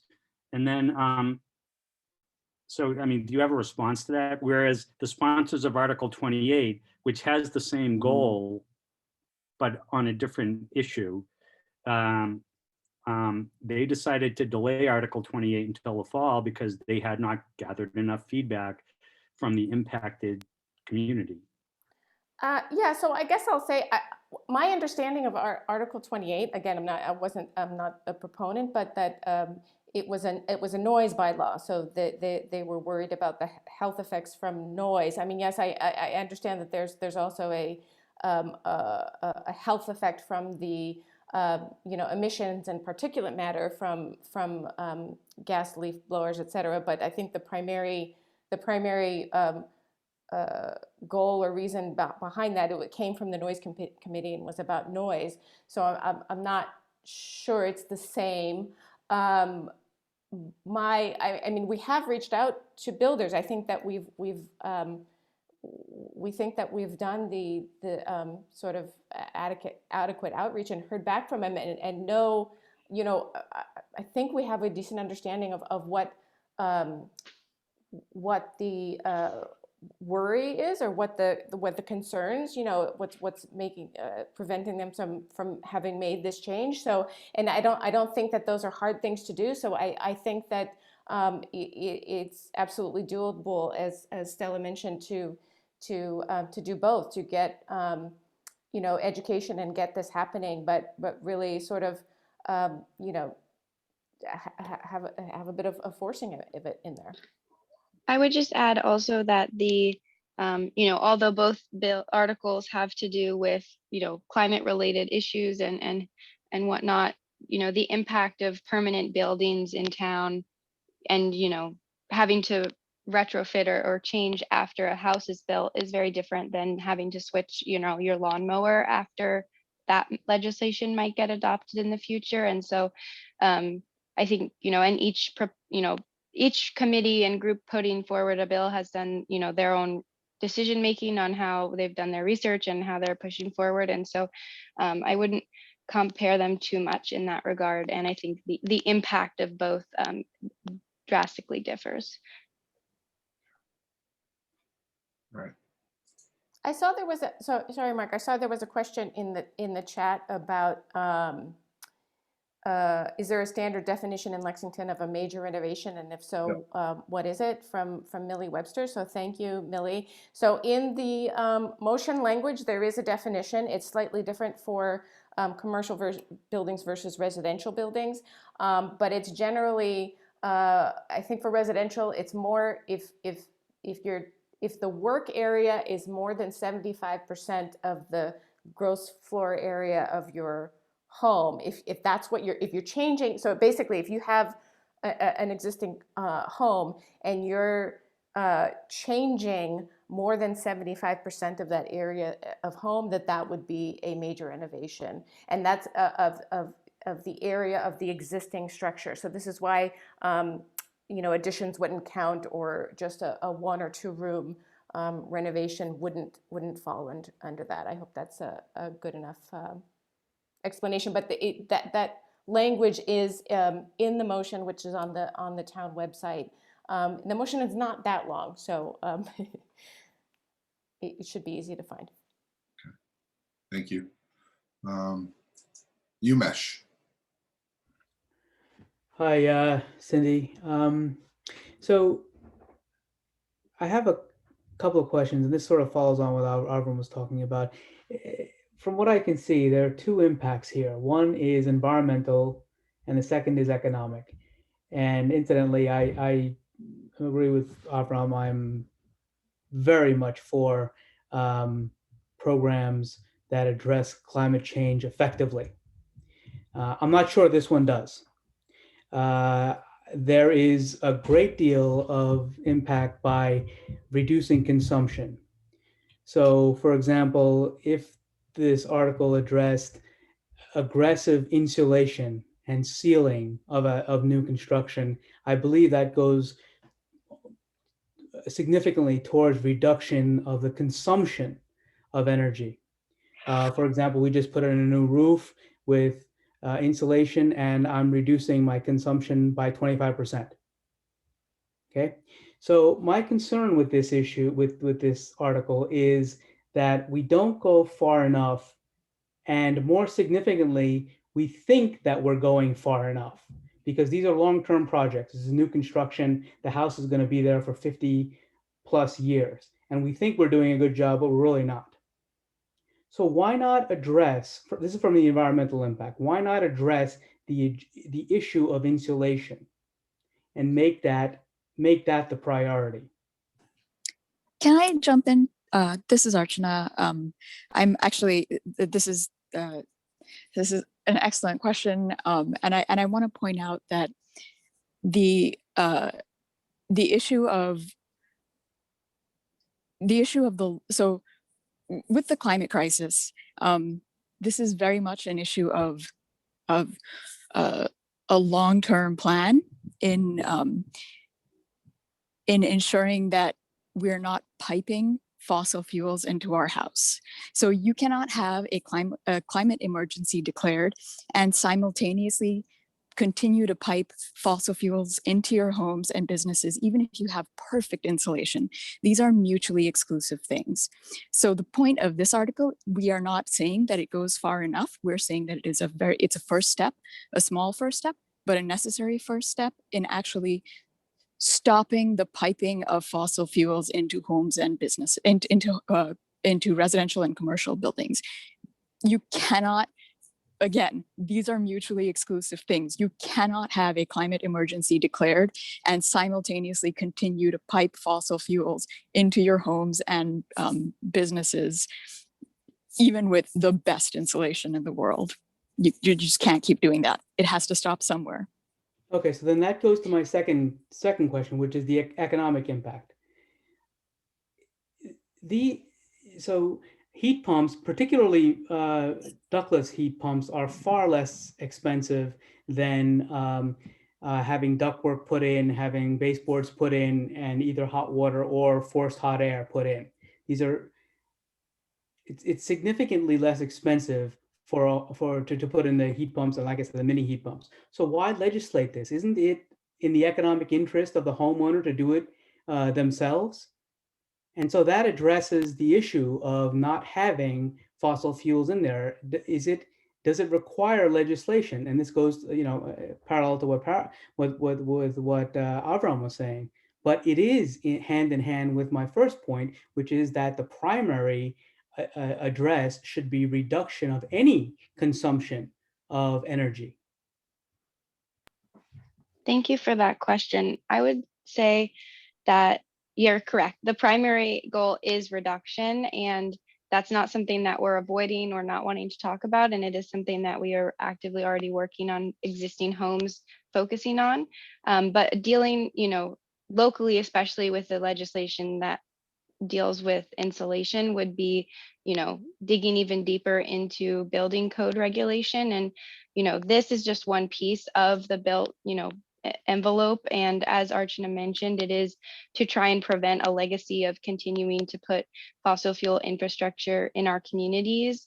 Not that it's necessarily a direct comparison, but, we see at the state level them looking to require only electric vehicles being sold at a certain date. So similarly, we might see a trend in the future where there won't be, on a mass wide scale, no new fossil fuel infrastructure as well. And so this is a step for our community to, get ahead of the curve on this and be able to make these buildings, already working towards that goal, because eventually, as things continue to move in this direction, the next step will be trying to figure out what we will do with unused natural gas lines and other fossil fuel infrastructure that won't be needed eventually, and we don't want to create more of that problem as we continue to build out and renovate our community. Well, thank you, Stella, I appreciate that, but you still haven't answered the question about the economic impact. If it's in the homeowner's interest to put this in, then why does it have to be legislated? I guess with Umesh, the only thing that I can say is that we know that homes are still being built this way, and so I think that we need to take action and advocacy and awareness and education about the benefits and about the incentives that are out there, and what to do is something that goes hand in hand with Article 29. So that's an education application, not a requirement for legislation. I'm saying that they go together. Yes, and if I may jump in again here, I don't think you can have, in an ideal world, everyone would take individually responsible actions to combat climate change. Climate change is a systems problem, which implies that any response to a systems level problem has to be legislated. That is the sad truth. In an ideal world where we're all adults, we would do the responsible thing. And that brings us to the point of, why does anything need to be legislated? So that's getting into philosophy. But as Cindy mentioned, these things go hand in hand, education and legislation. And in an ideal democracy, education and legislation are compatible. So.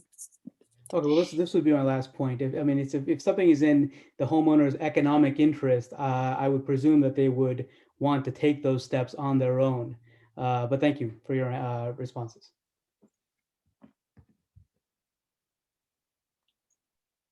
All right, thank you, and thank you, Umesh. And we have Hima back with our final question. Hi, can you hear me? Yep. Yeah, so I fully support this article. I just was like listening to all the discussions, and I know that it's a good step, forward for the climate change. But we cannot compare this article with the noise bylaw, which we have kept like we have postponed indefinitely. The reason for postponing that article has to do with the equity, which we have adopted last town meeting. That article has to be worked on for the on the ground of equity, because that article was just like narrowly written for the gas powered leaf blower, and it was just like mandating or like trying to stop like the um, DPW and all the landscaper not to use it, but it has no provision or like no restriction for the individual homeowner to use it. So noise is noise after all. Like it's not that if the noise is done by the landscaper, then only it is noise, and if the noise is done by individual person with their own, You have a it's not client? noise.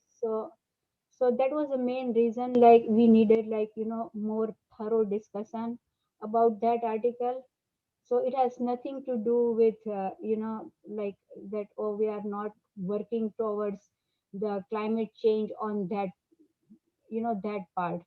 So that was the, I just wanted to add that here. Okay. Did you have a question or? No, I don't have any question. I just wanted to like just give, like make sure that there is like a line, kind of far line between these two things, and you cannot like compare that thing, because it has like own consequences. And since we are going to see each and every article with the lens of sustainability and equity, this is like the reason like you cannot compare these two articles. Thank you, Hema. Thank you, Hema. Thank you, Hema. So just as a reminder, guys, I know that we, especially with the hour getting late, we're trying to keep it to a question and answer session so that we can, get through the night. And then there will be plenty of time for debate when we get to town meeting. Yeah, and I'll just, if you can allow me to say one more thing, Mark, we have a website, cleanheatlexington.org, so it's got a lot of information. So if you didn't get your question answered, please go there. We also have an email. We can still keep taking questions right up to town meeting. Kat and Mark, thank you so much for tonight. And thank you to all the new town meeting members. Thank you for serving. Thank you all so much. Yeah, thank you. Thank you very much. We will move on to the scenic bylaw citizens article, and any questions that you may have for that. Who is representing that?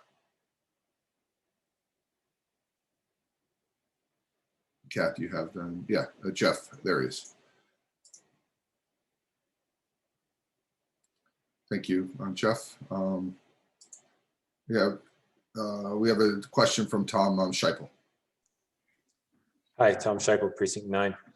Mr. Howie, I'm just trying to get my mind around this article here.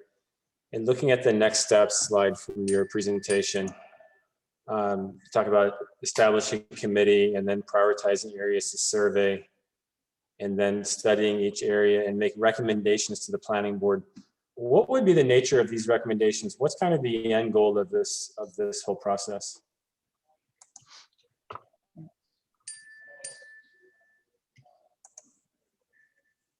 Mr. Howard, I think you're on mute.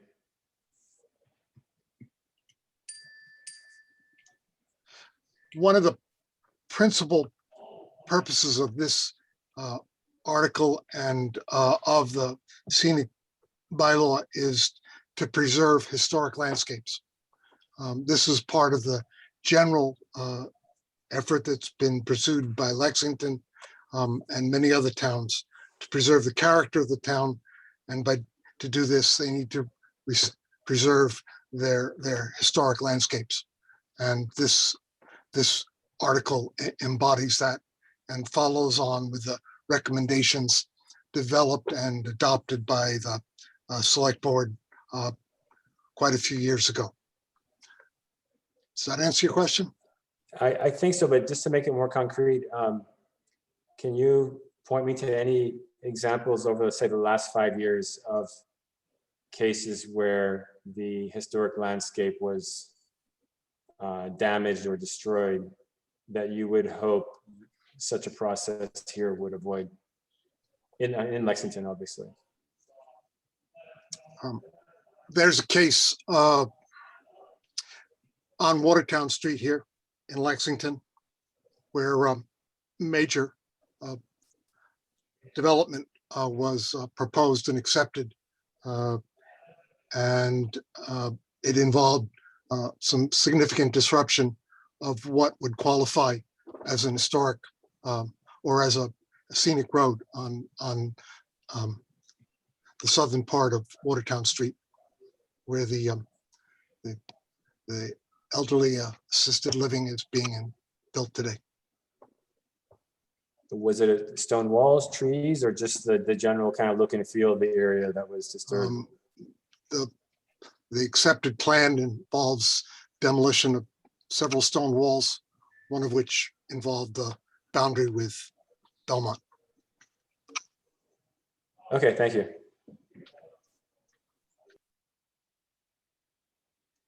Thanks, Tom. Don McKenna with the question. Thank you. So I am speaking now as chairman of the Tourism Committee.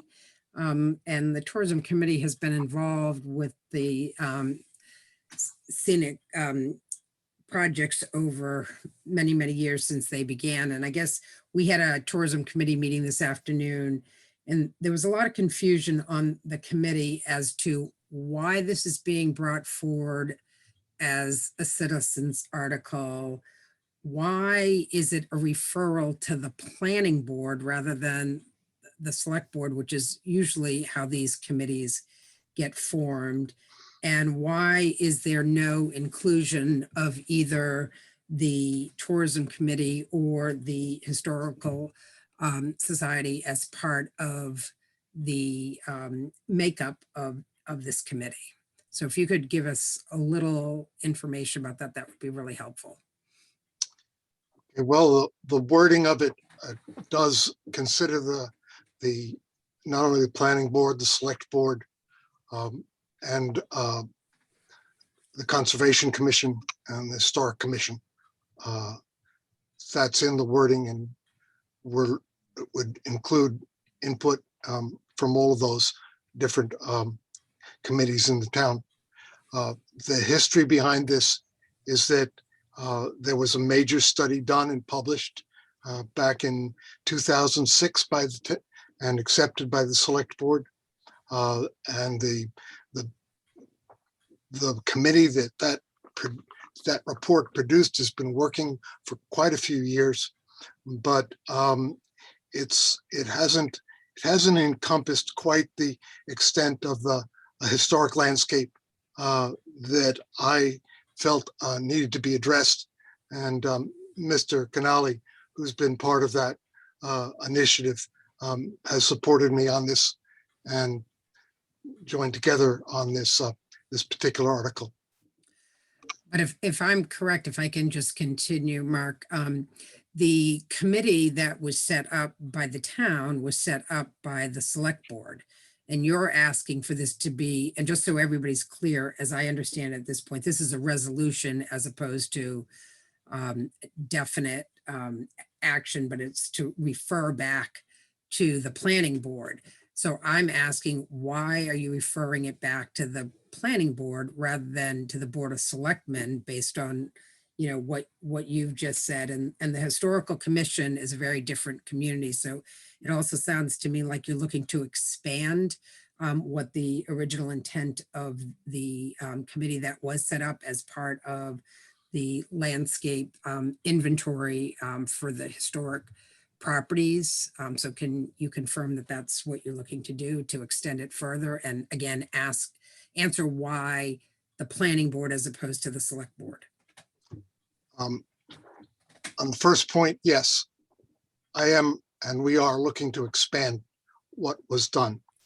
And the planning board has traditionally taken the initiative on dealing with landscape issues. And so it was with their initiative to review and discuss this with me. And so it seemed like the best qualified committee to deal with this was the planning board. Okay, I'll leave it at that. Thank you very much, Mark. Thank you, Don. And Richard Keneally. Yeah, so let me respond to Don's question a little bit more fully. So the 2006 report that the selectmen applied for the grant to do that and accepted the report. In that report, it listed a number of goals and objectives and recommendations, and it set out specific groups who should be responsible for certain things. So for instance, in looking at historic, the restoration of some of the historic cemeteries, they primarily talked about the Historical Commission and other stakeholders who would have an interest in that. The scenic road bylaw, which takes a good portion of what Jeff is talking about. The state determines that the planning board has the primary role in terms of taking the lead on scenic roads. If you remember 4 years ago, the planning board actually, as a result of the Residential Policy Committee recommendations, brought to town meeting a resolution to accept the scenic road bylaw. And we went through the hearing process, and we decided that we didn't have enough expertise and were not able to research the issues well enough. And we asked town meeting to IP it, and that was 4 years ago. And the planning board just has had too much on their plate, that this never surfaced again. And I think Jeff, as a concerned citizen, said, nobody seems to be taking the responsibility. And solely because of his efforts, it is coming to town meeting. If we were to look at the original recommendation in the report, it talks about 4 things in terms of this particular topic. One is looking at accepting the scenic road bylaw from the state and asking town meeting to adopt that. And the other part was to look at historic landscapes, which are more than just what's in the right of way. And I think this is sort of what Jeff has been talking about, is whether it's on private land or public land, should we take a look at it and make recommendations? Some of these recommendations probably be somewhat controversial, especially if it involves private land. But if it involves public land, then it's fair game for the town. So what this article intends to do is really go back to the original recommendation that's in the report. When the planning board attempted to bring it to town meeting 4 years ago, we only did a piece of it. And I think because of Jeff's urging, what this article says is that we should look at the entire list of recommendations that are in the report to talk not only about the scenic road bylaw, but looking at historic landscape preservation in general. So Jeff is not asking to expand on what's in this 2006 report. He's actually saying, why don't we do what's in the 2006 report? Thank you. Thank you, Richard.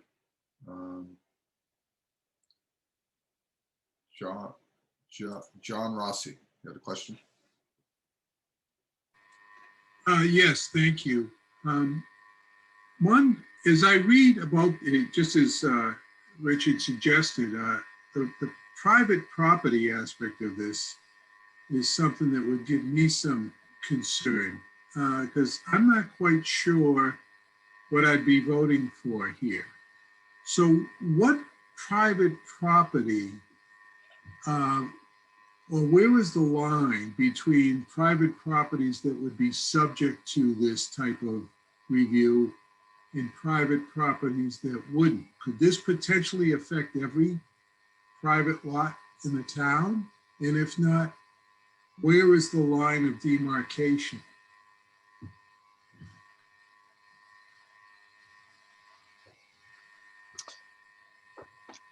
That's a difficult question in some respects because it very much depends on the makeup of the landscape. Just as a background, historic preservation efforts in the past 50, 75 years have always extended not just to the public right of way, but into the private sector and private land as well. That's why we have historic districts. It's recognized widely in many other parts of United States that there's value in scenic views, and part of what historic landscapes and scenic byways attempt to do is to address those and recognize them and possibly preserve them.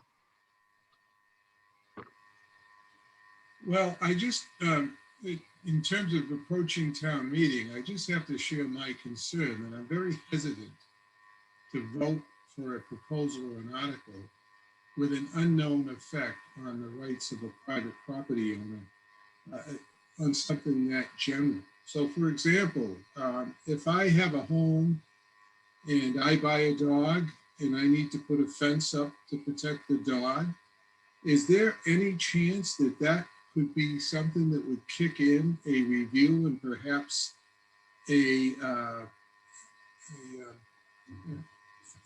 intervention, let's call it, by a committee such as the one you're proposing?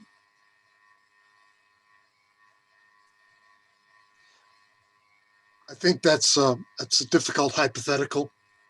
Town has many regulations, including a couple that are on this year about affecting what you can construct next to and along the public way.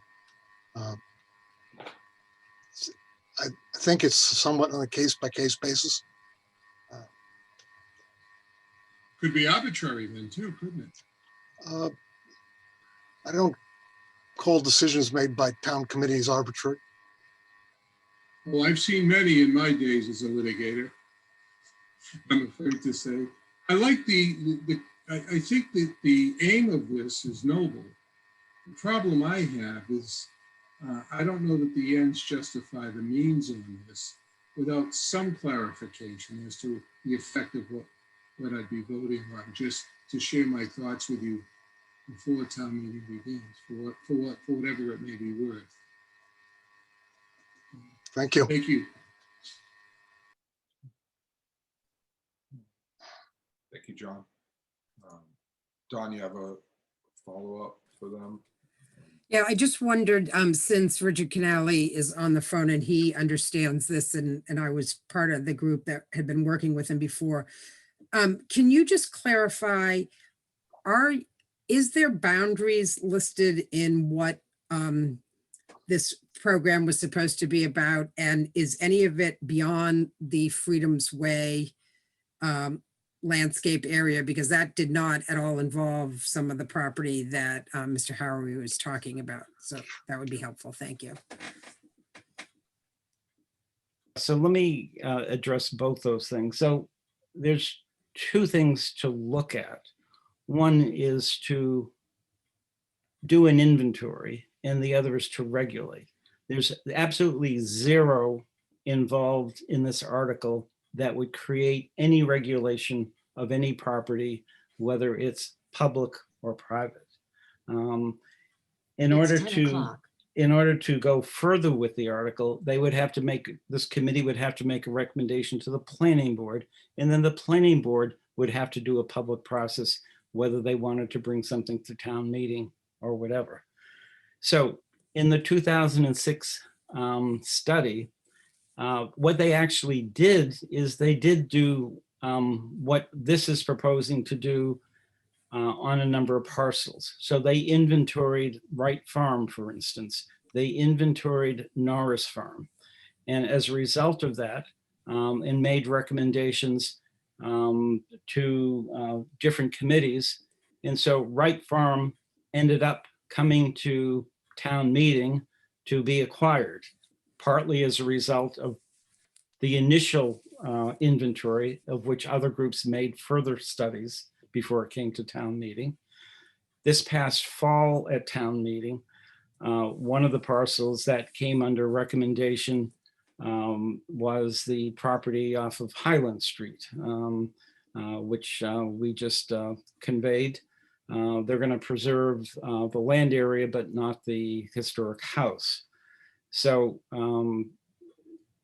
what this article is talking about is to do more of the inventory that the original study wasn't able to do, and to make recommendations to the planning board. It has no teeth. It's not going to regulate anybody, whether it's the town or private property. It's going to do an inventory. It's going to be able to highlight in more detail than what this 2006 study, because that was a reconnaissance study. So this is going to be able to go a little bit further. But there is nothing in this article that would allow anybody to regulate any public or private property. And it does cover the whole town. It's not just any corridor. It has nothing to do with the Battle Road Scenic Byway, has nothing to do with Freedom's Way, other than all of Lexington is part of Freedom's Way. Thank you, Richard. Thank you, Don. So seeing no more people online asking questions. Thank you, Jeff. And we will move on to the next subject, but thank you for your time, and we'll see you at town meeting. Yep.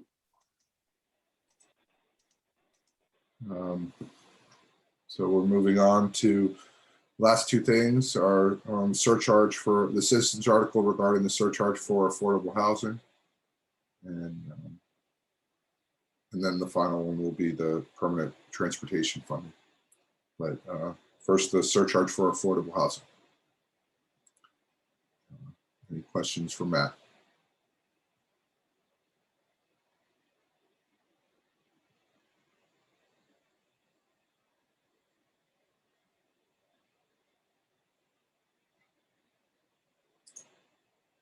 Bob Avalone?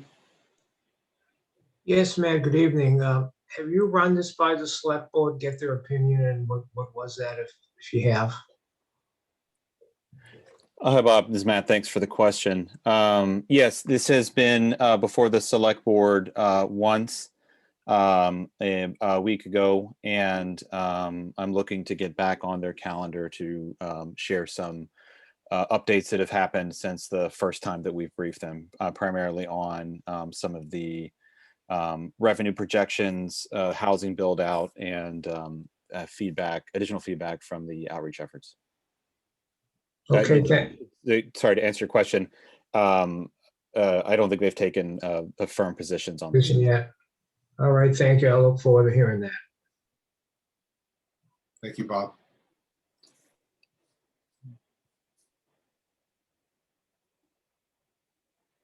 Any other questions for Matt? Tina McBride, questions for Matt Daggett.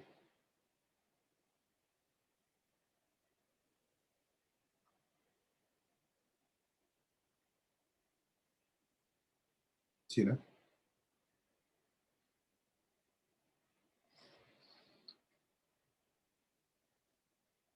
Maybe she had her hand raised without wanting to ask a question for some reason, but Tina, do you have a question for Matt?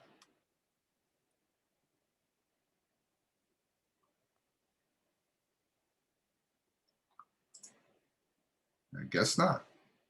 So, okay, she says she's unable to unmute, but yeah, I was able to unmute you after you raised your hand, Tina. So I see in the chat. So you should be able to talk now.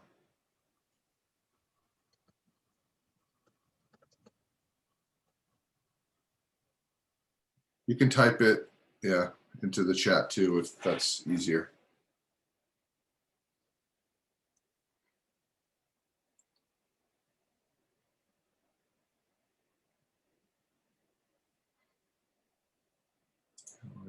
Disable, and then I'll allow you to talk again. See if that helps. Are you able to talk now? Oh, it's not connected.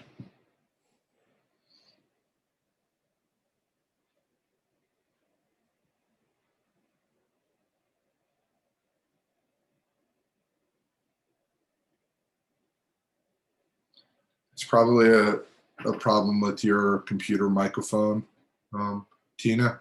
So if you want to type in the question into the chat, we can go that way.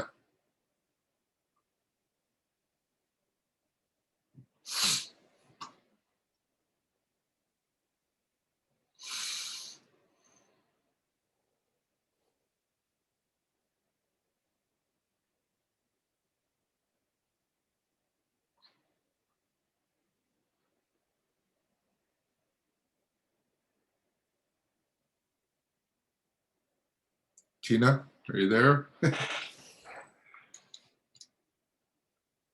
Okay. The question, Matt, is based on the data over the last 15 years, how long would it have taken to bring in enough funds to build in an affordable housing unit? Oh, well, thanks for the question, Tina. It really depends on what the ultimate rate that is set for the surcharge, which would be determined by the select board.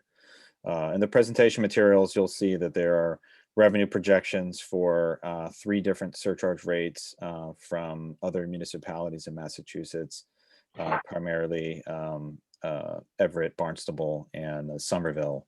So depending on the rate at which it could be, if you had a very large redevelopment of one building, you could potentially get enough funds for 1 unit. But it will take many, many years to develop particular units, depending on which model. There's 2 development models that are presented in the materials. One is the traditional way that we build community housing now with essentially the Lex Hab model on town-owned land, and then there's another model that is focused on rehabilitating existing properties acquired on the market. But generally speaking, those units are over $650,000 plus to construct. So it will take some time to accrue those funds. To give you just an example, if you think about the funds that came into the Affordable Housing Capital Stabilization Fund from the Brookhaven payments, that will take several years for those payments to add up to 1 unit.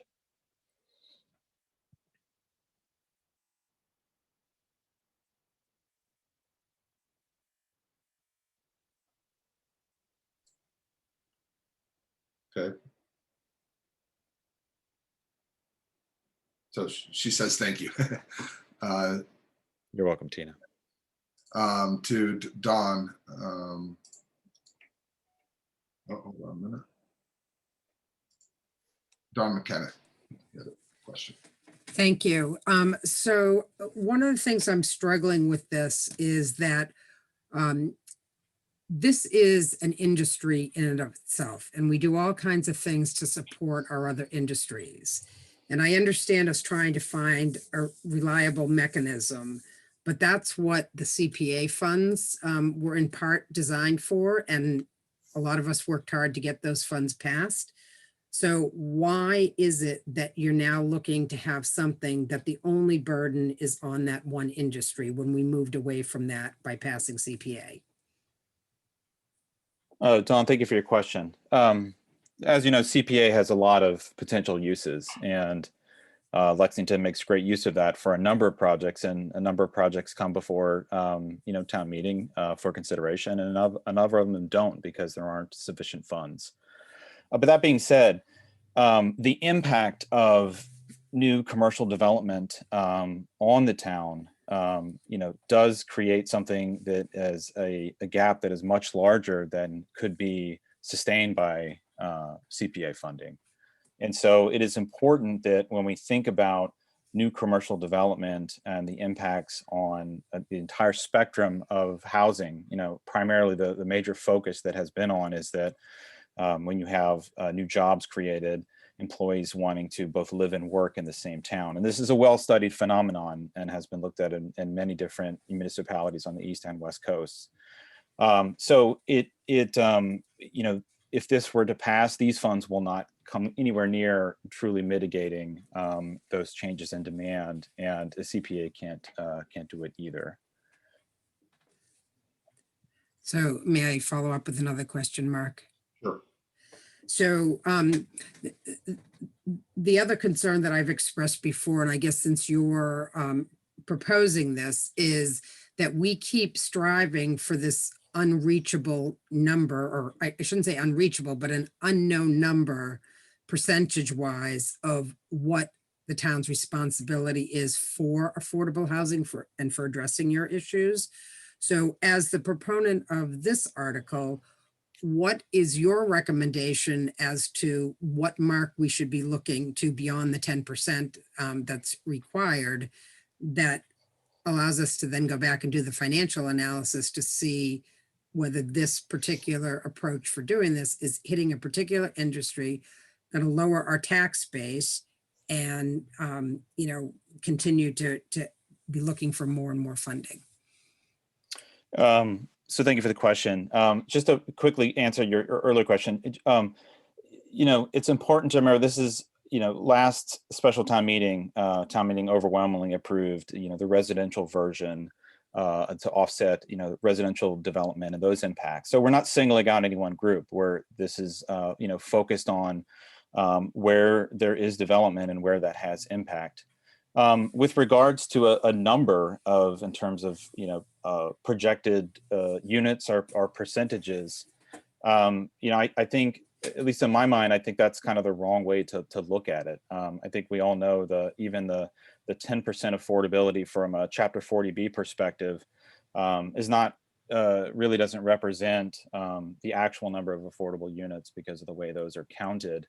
And I don't think it's looking for, it's something that I individually am looking for. I mean, there are a number of listed benefits from having a diversity of housing stock and residents that have many different benefits to the town. So I wouldn't say there's a particular number, but I can tell you from studies that I have read in other communities that it is very difficult to get to the numbers of parity that you would actually need. So I hope that answers your question. I was a long one, so I'd be happy to follow up on any specific points. Thank you. All right. Thank you, Dawn. Seeing no one else in the question line, we'll move on, but thank you, Matt. And we'll see you at town meeting. Thank you. And we're on to our final. I appreciate everybody sticking with us, and we're in our last one now, which is for the permanent transportation funding. And I appreciate your patience this evening with the technical challenges we had, and we'll move on. And here's Representative Sikola. Good evening, everybody. Thank you for having me. I wasn't planning to do a presentation per se because I did do a PowerPoint in advance to talk about transit improvement districts. So Mark, do you want straight to questions or do you want me to give a little overview to get people started? I think we can just go straight to questions with the presentation, and if there's any specific questions in the interest of time this evening, we'll do that, and then you'll get a chance at town meeting to give a little bit more. So I think that's wise. Great. Andre, you had a question? Yeah, Andre Rodriguez Cubano.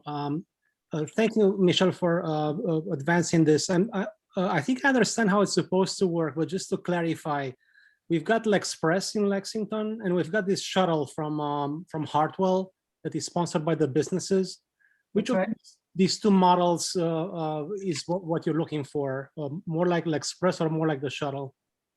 I would say more like the shuttle, but it's up to the community going forward if it wants to make transit improvement districts to design a program that meets the needs of the property owners at the time that they're trying to launch the new service.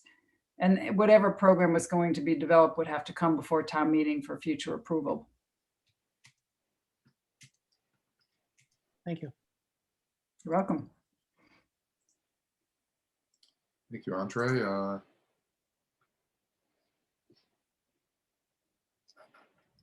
Any other questions that we have? We don't, any questions regarding the permanent transportation funding for the representative?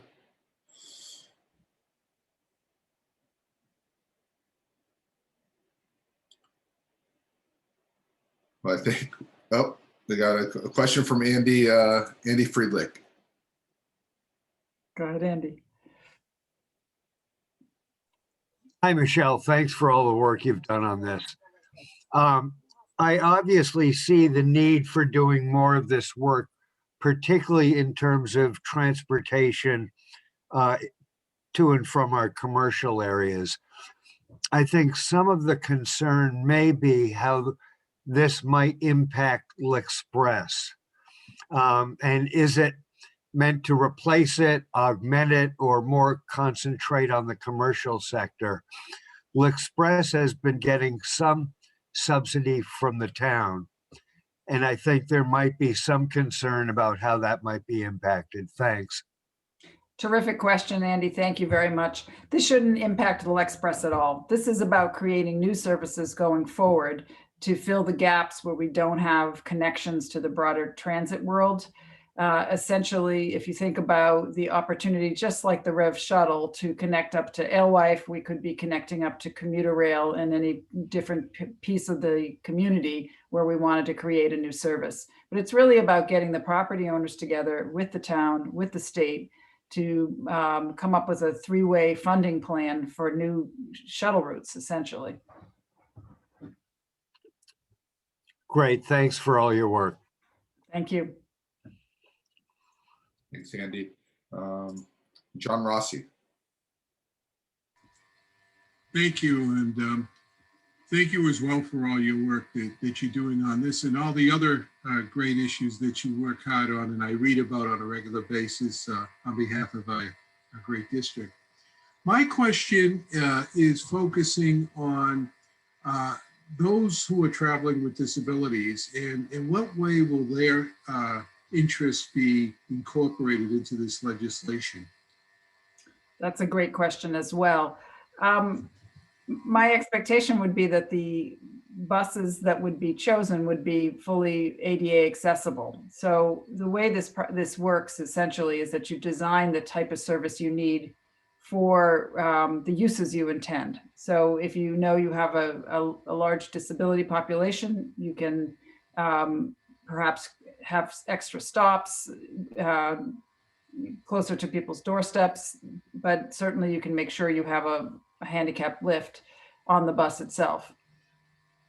But also, as you know, whenever you create a new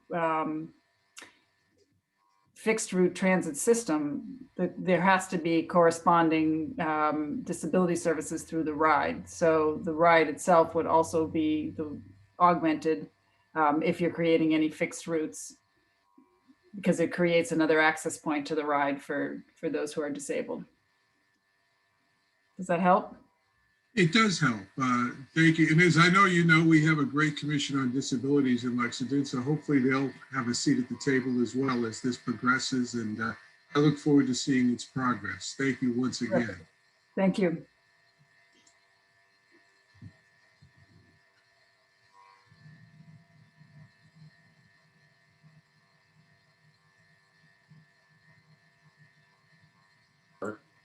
So thanks, John, and seeing no one else in line right now. I guess I'm just looking at the list to say, well, thank you, Representative Sokol, for being patient and waiting till the end of this meeting to participate, but we appreciate it. And obviously we appreciate all the work that you do on behalf of our town, and look forward to continue working with you, and look forward to seeing you at town meeting.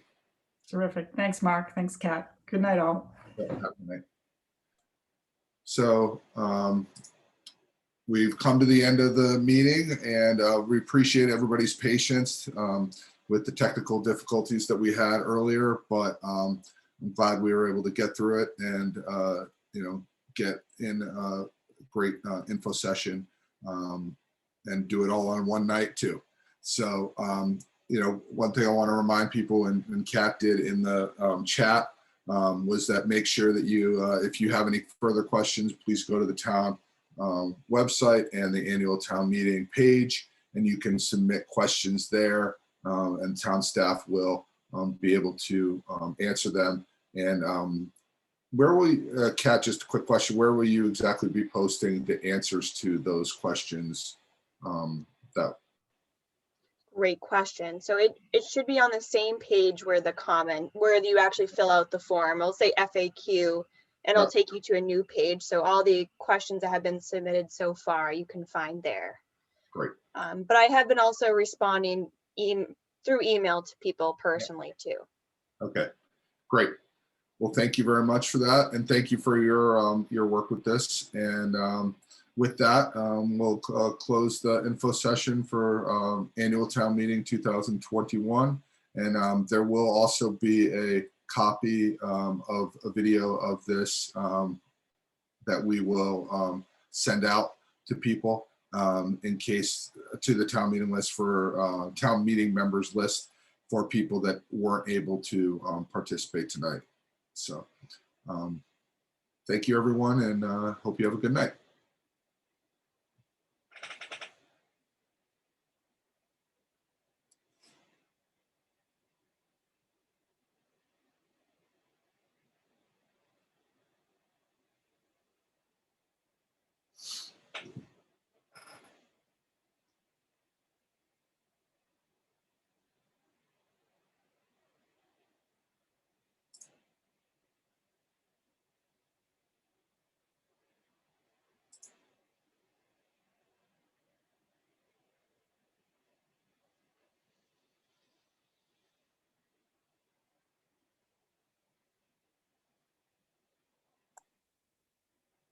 Kat, do you want to stop the recording?